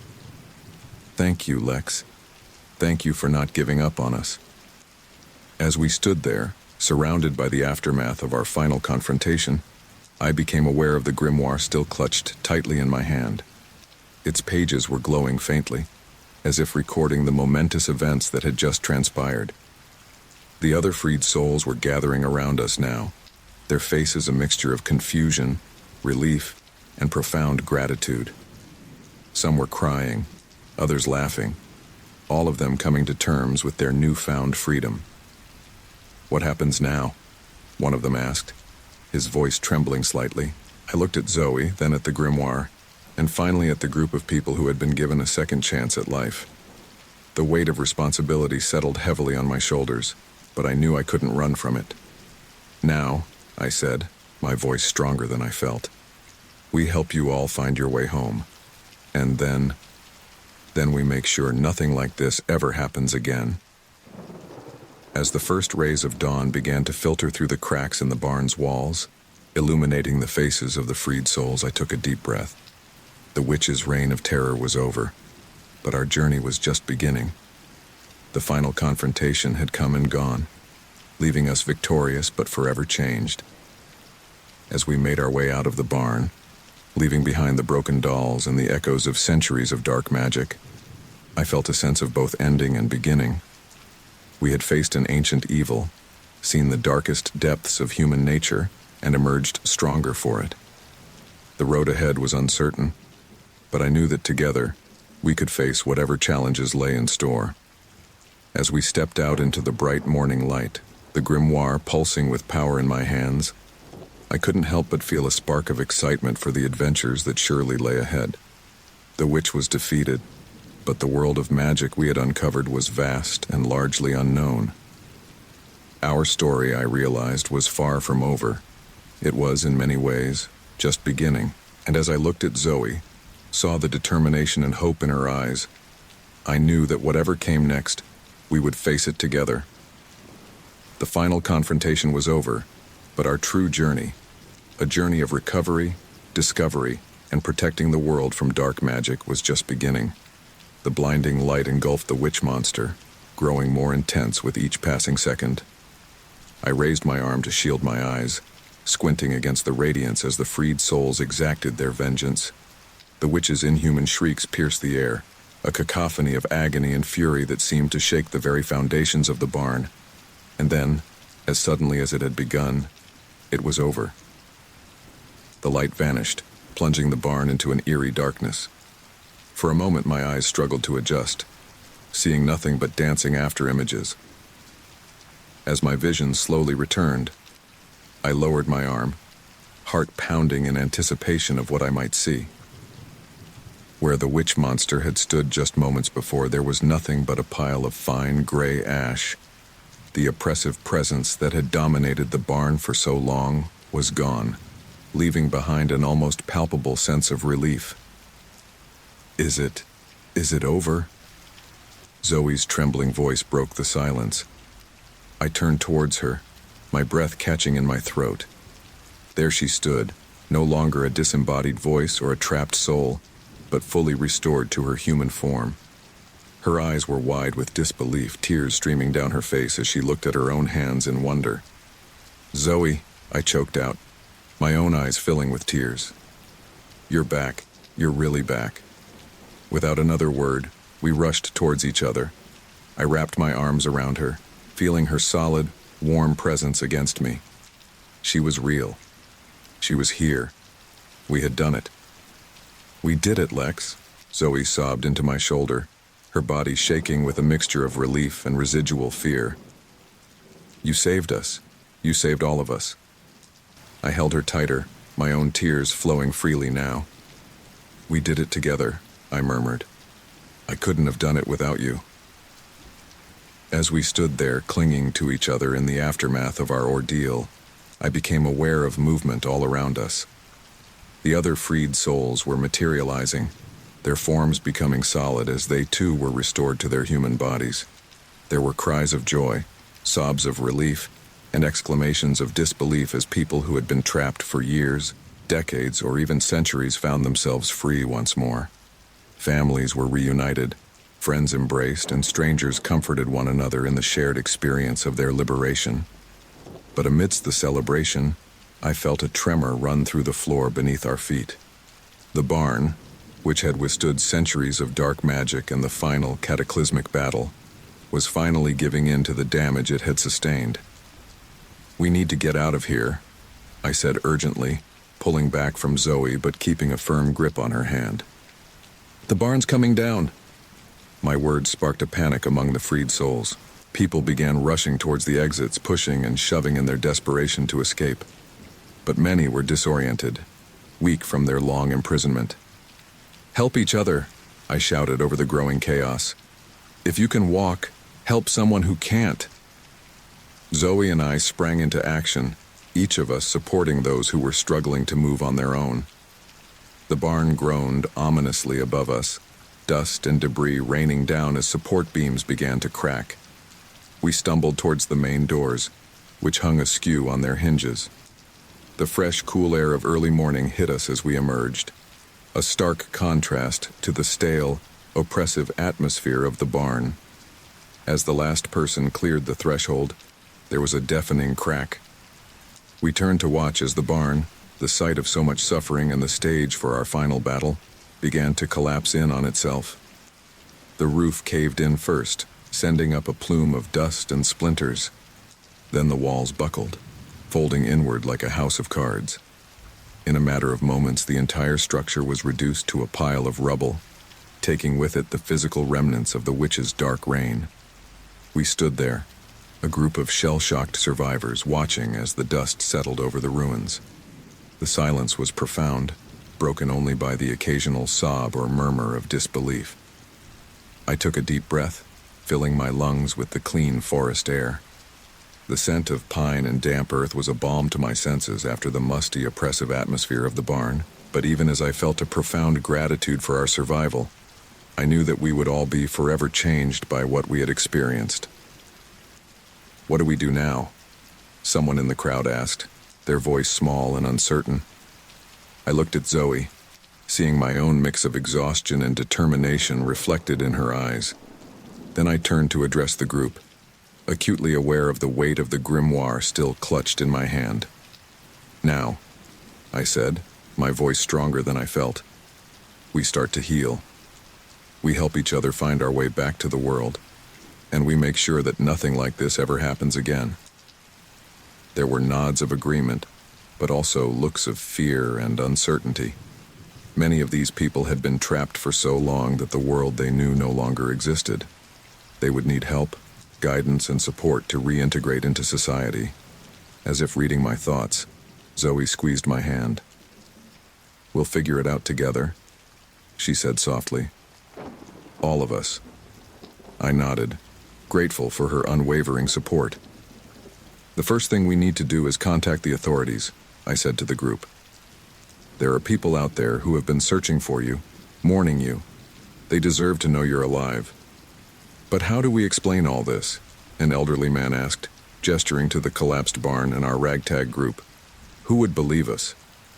It was a valid question, and one I didn't have a complete answer for, but I knew we had to try.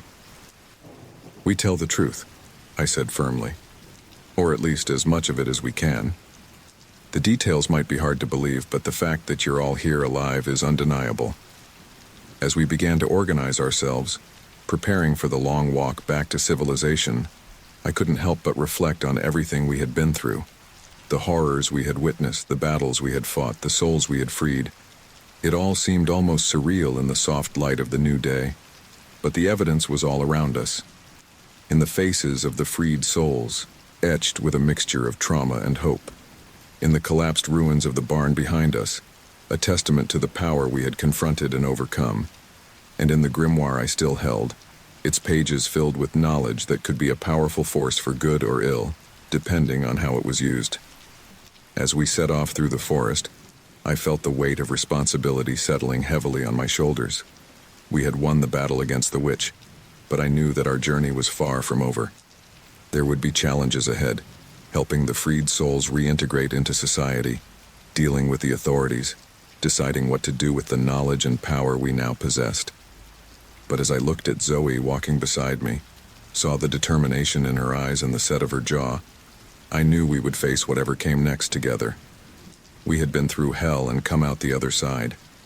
We had faced an ancient evil and emerged victorious. Whatever the future held, we would meet it head-on. The witch was gone. Her reign of terror ended. But our story, I realized, was just beginning. As we made our way through the forest, leaving behind the site of our ordeal, I couldn't help but feel a glimmer of excitement amidst the exhaustion and lingering fear. We had discovered a world of magic, of powers beyond ordinary understanding. And now, it was up to us to decide how to use that knowledge. The aftermath of our battle would be long and complex.